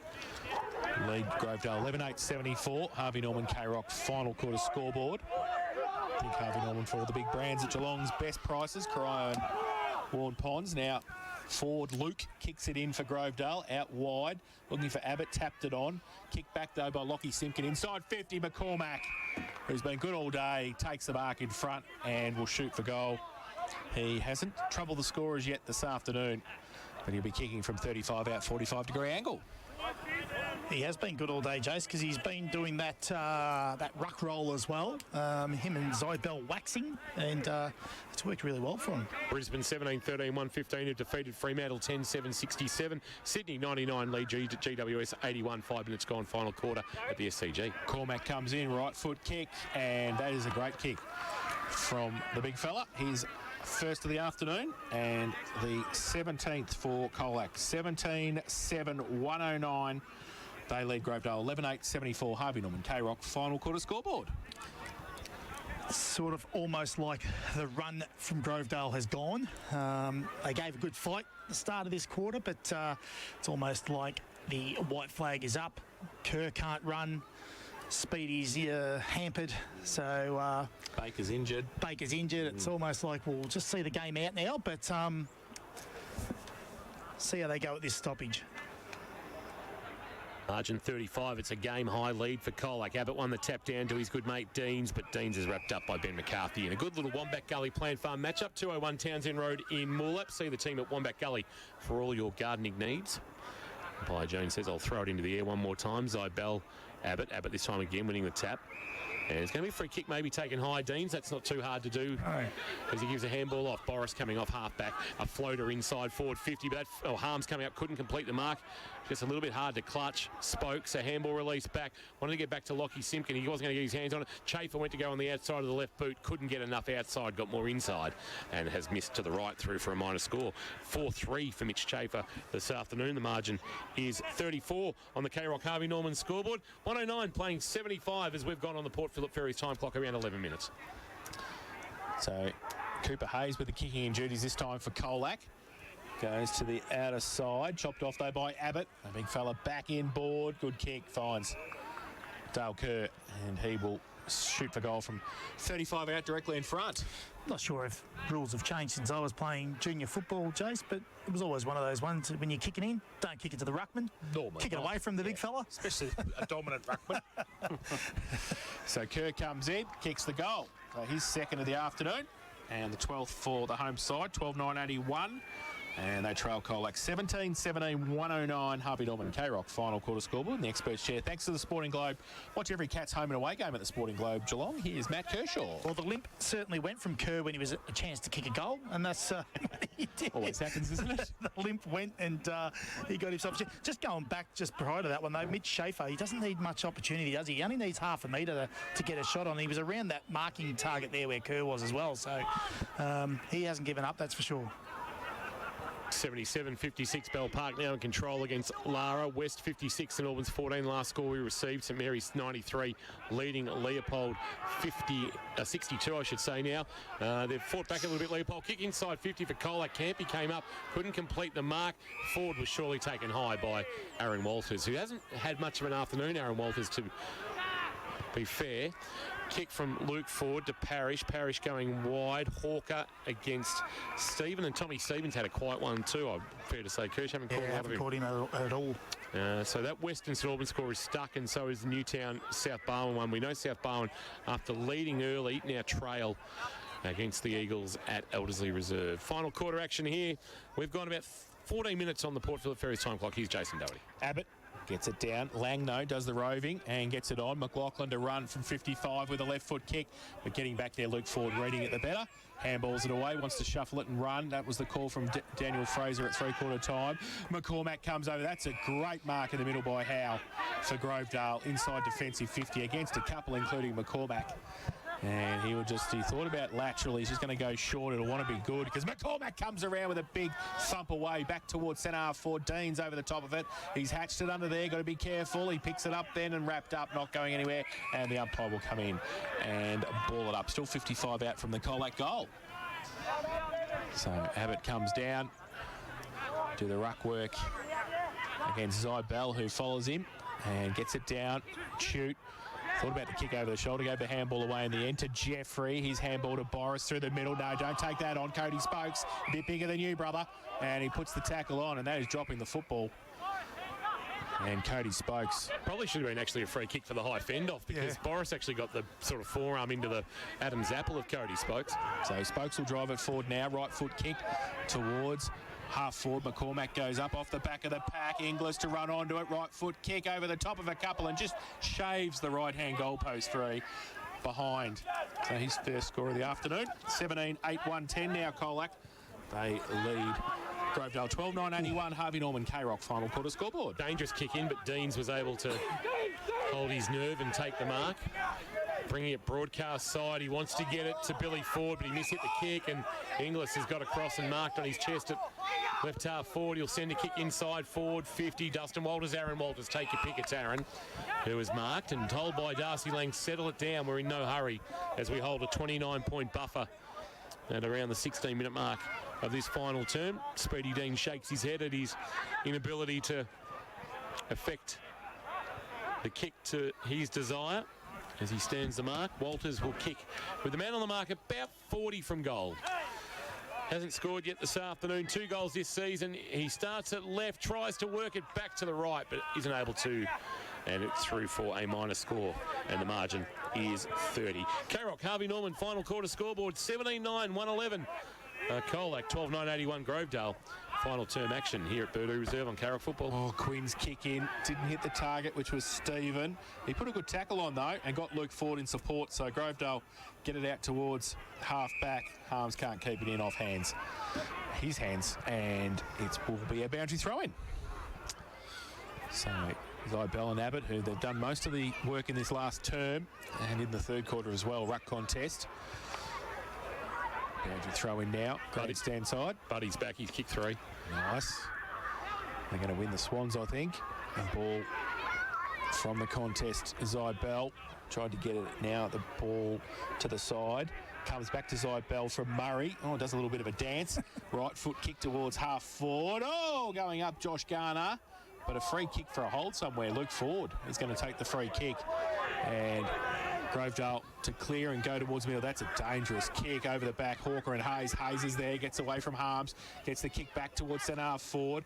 McHugh couldn't take the mark. Oh, Lang, great pick up to Monaghan off a step, 55 out, top of the square.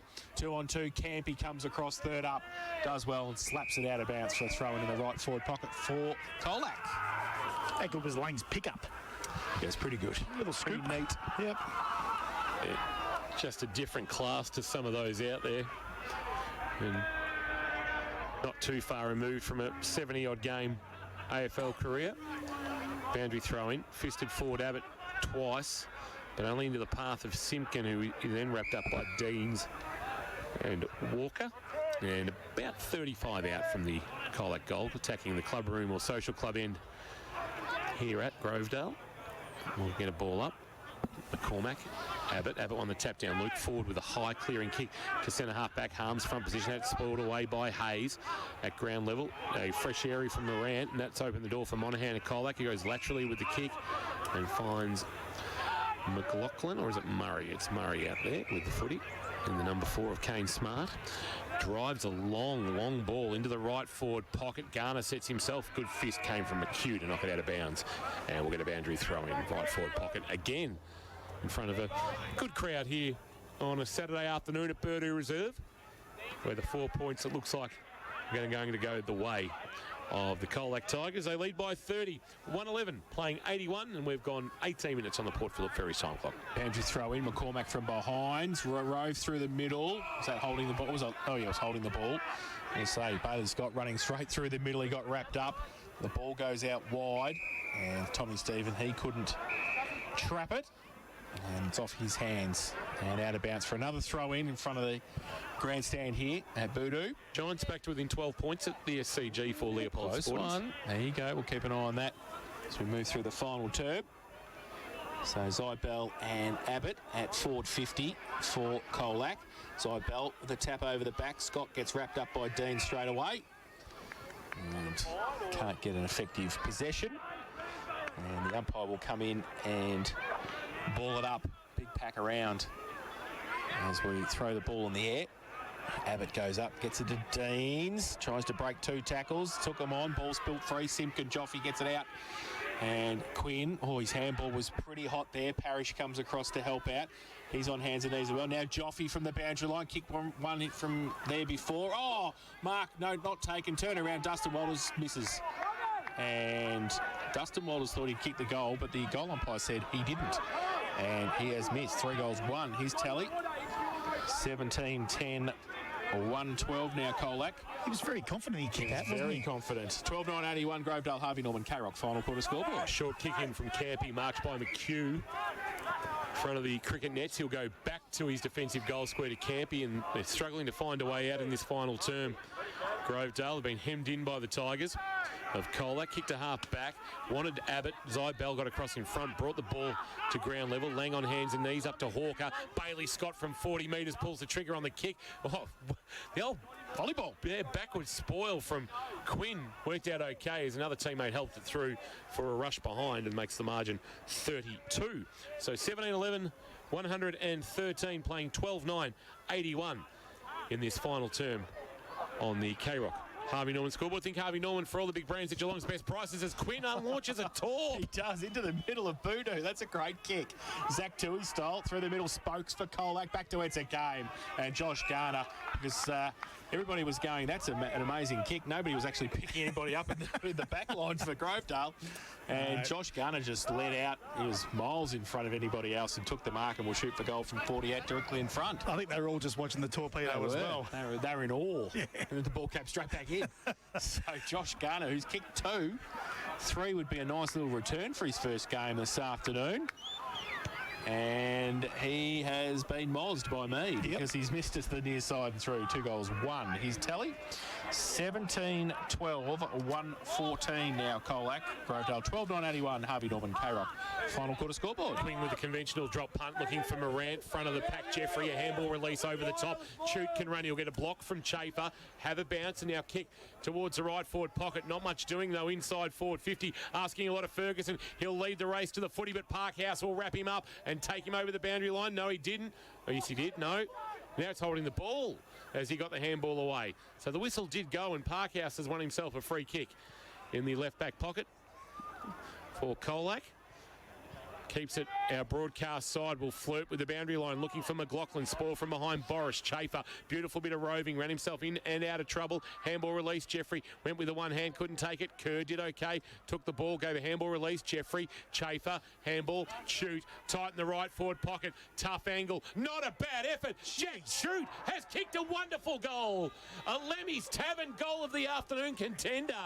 Tight on the angle in the right forward pocket at the Torquay Road end, and he's been able to put it through for his first of the afternoon, Jack Chute, and the margin back to 27 points. It might be all said and done, but that's a wonderful finish as they move to 13-9-87. They trail 17-12, 1-14. Colac leading Grovedale. Well, they looked like witches' hats there for a moment, Jason. Yeah. Then all of a sudden they got a little bit of burst of energy and, got him on the outside. He's been limping all day, Kerr. He's finally coming off the ground. So, they got it forward, and that was a miraculous goal. It was very similar to Joffe Simpkins on the other side of the ground. So Zybell and Abbott ruck contest in the middle again. Oh, Abbott with a big thump down, Parrish. And Bailey Scott playing for a free kick, didn't come. Blang off the half-back flank, got a trip, should get a free kick. Will it be advantage? No, it's coming back. And Darcy Lang gets up a little bit ginger as well as he got legged. I think he got legged both right and left leg. So he goes with the right foot kick out wide. That's a great kick. and they can drive it forward to a 2-on-2 camp. He kept his feet at the back for Grovedale. His handball was terrible, shocking. straight at the arms of Jared McCormack, who turned around and said, "Thank you very much, I've put a bow on that for you." And that is Jared McCormack's second. Quick reply for the visitors, and they go to 18-12-120. They lead Grovedale 13-9-87. Harvey Norman K-Rock final quarter scoreboard. Just an absolute error. Terrible error. I don't know whether he just didn't see him or thought that Jaron deserved another one for the game he's played today. I don't think Jared McCormack could hide too often. He's a pretty big bloke. He's a big unit. Yeah, he's a big unit. He more or less called him into the play then and said, "Here, I'll give you one." Just a mistake. That happens. Yep. We're all human. Yep. Back in the middle is Zybell and Abbott. Abbott climbed high, won the tap down. Shoot, tracking the footy towards the the outer side wing, I should say. He's slung in the tackle. He's kicked towards centre half forward, went towards Harms, who down low couldn't complete the mark. Able to trap the footy, gave a handball on the up to Jeffrey. Jeffrey was able to share it over the top to Mortar. Mortar a handball on the bounce. Walker trying to attack it. Couldn't take it cleanly. They'll clean up the Colac defence, but that kick is going to flirt with the boundary line. Lang will try and mark. Can't. Harms took it. Then swung a kick inside forward 50 for Grovedale. Back with the flight. Lockie Simpkin, judging it best, has taken the mark. Left back pocket, Torquay rode into the ground. He went to look across the face of goal. Now he'll come up the corridor, and it's a very enterprising kick. Monaghan took it on the bounce, held the handball back, then was dumped as he kicked, got it away just in time. Bouncing ball sits and pitches for McCarthy, who then gets a handball into space. Scott will have too much pace. One bounce, runs to 40, steadies, and should put a goal through. No. Misses to the left. Bailey Scott nearly had one in each quarter. Margin is now 34 to the good of Colac on the Harvey Norman K-Rock scoreboard, and we've gone on the Port Phillip Ferries time clock 25 minutes. So Ford gets it to Ford. It's like a lawyer. Ford and Ford go over the top. They go through the middle, Grovedale, so they've moved the ball pretty quickly. Just play on at all costs now. Mortar, short kick to half forward is okay. And Jeffrey takes the mark. Inside 50 over the top. Harms had made some space over the back of Lockie Simpkin. He's taken the mark and will shoot for goal from 30 out slide angle. Can I just say there was 3 points into that Newtown and South Barwon, and there's a shot on the siren. Oh. So who's got the shot? South Barwon. To win the game. I'm watching the video now. Right, very good. And it just falls short. Newtown win. By 3 points? Yep. Oh, wow. Oh, gee whiz. So, Harms now. Daniel Harms. Phrase said to us before the game, the under-18 captain here at Grovedale has missed it to the near side, so 3 for 1 behind, just leant back on that. 13-10-88 now Grovedale. They trail Colac. So 18-13-121. Harvey Norman K-Rock final quarter scoreboard. Can't be long left. We've gone about 27 minutes on the Port Phillip Ferries time clock. Colac short kick in marked by Malikan. He goes short to Parkhouse. He gives a handball to Spokes. Spokes pulls a poor kick onto the chest of Des Kelly, who marks last year's reserves best and fairest for Grovedale. Sends a kick towards forward 50. It's a wonderful ball. He's pulled it onto the chest of Mortar. It was a really smart kick. In fact, it might be Boris that's marked. No, I was right the first time. It is Scotty Mortar. Got those very closely cropped hair, both of them, Mortar and Boris. And it was actually a really smart kick to his advantage from Des Kelly. This to make the margin again, 27 points. Mortar from about 40, long ball, and it's just off to the right, through for a minor score. He's now got 1 goal, 3 by my count. Yep. Scotty Mortar, and the margin is 32. K-Rock, final quarter, Harvey Norman scoreboard, furniture, electrical, bedding, computers, Cryo and Warren Ponds, 121, playing 89. A short little kick into Lockie Simpkin. Goes towards McCormack with a floater over the head of he and Abbott. Needs to run onto it. Chute gets across there as well. Handball only on the up to Ben McCarthy. Oh, his kick out wide. Does Dustin Walters keep it in? Oh, he does. It was out of bounds on the full, but anyway, let's keep going. Ball comes in to Monaghan, or met by Deans. Ball spills free. Oh, gee, that's high. Umpire said play on. Now Inglis, bit of Magic work there. Now the ball to the middle from Jeffrey. Gets it over the top. Chopped off, though. Colac with the numbers on the outboard. Scott, watch out. He's running free again. This time he kicks it, and it's a great kick, too, to Simpkin. Joffy has taken the mark, and he's still 50 out from goal. Comes in. Board. It's okay. The sliding mark's taken by Cooper Hayes, and he'll shoot the goal from 40 out. 45-degree angle. Going for number 2 from the half-back flank, Jace. Not a bad effort. Do we know who had the shot for South Barwon? Cunningham. So he must have been late in, because I reckon he was dropped. It was emergency, he was, yeah. So Cooper Hayes, who's kicked 1 this afternoon. Close to siren time here at Buda Reserve. Bell Park 89, Lara 68, St Mary's 106, Leopold 77 among the updated scores. Still got West at 56 and Albans at 14, and a 3-point win for Newtown over South Barwon. Hayes misses it to the far side. 1 goal, 1 his tally. So 18-14, 122 now, Colac. And they lead Grovedale 13-11-89. Harvey Norman K-Rock, final quarter scoreboard. Kicked 3-9 in this last quarter, Colac. Yep. Short kick in. Could have blown right out. Howe can send it towards the social club side of the ground. It's a well-weighted kick, and Quinn had to stand and wait as Simpkin bared down on him. He marked, came back in, went over the head of Howe. He thought somebody else was there. Hawker, handball release. Simpkin from 45 to an open goal square, and that's out in the full. They could have actually really buried them if they'd kicked straight. Yeah, absolutely, it could have. But he's missed to the right and through for a minor score. 3-9, 1 on the full. Short kick, Campy takes the mark, plays on over the top. Just going around the boundary line, attacking Australia 2 style. Short to Teens. Oh, gee whiz. He must sleep well on a Saturday night, Speedy, I'll tell you. Siren.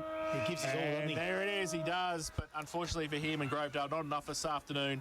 Colac 18-14, 122 have defeated Grovedale 13-11-89. So in a seesawing game, a game at one stage that Grovedale led by 7 points in the second quarter after going on a 6-goal tear either side of quarter time.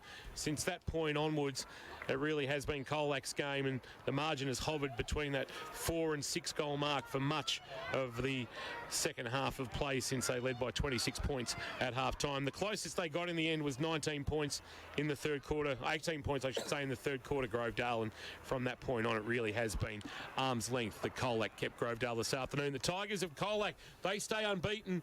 Grovedale to 1-2, and a mouth-watering matchup looms next week at Central Reserve in Colac as the Tigers take on St Mary's, who will go into the clash with a bit of momentum after consecutive wins, including this afternoon over Leopold. Colac then have South Barwon and Bell Park also at Central, and then Lara at Bisanella Oval. So right now, Colac well positioned with 3 consecutive home games to come at home. Grovedale, well, they've got Geelong West here at Purdue before travelling out to St Albans, Leopold at Leopold, and North Shore back here. There are some wins in the future for Grovedale, but they would love to have been 2-1. They aren't, and they will enter next week against the Giants at 1-2. Players shaking hands. And Jane Birch is in amongst the throng. We'll get down to Birchie in a moment for Geelong Sports Medicine Centre to have a chat with one of the victorious Tigers. 5th quarter underway, thanks to our good friends at the Sandman Mattress Factory. Sleep better with the Sandman's locally made 2-sided mattresses. They are made to outlast any other. Jane Birch, I reckon you might have Lockie Simpkin standing beside you. Down to you.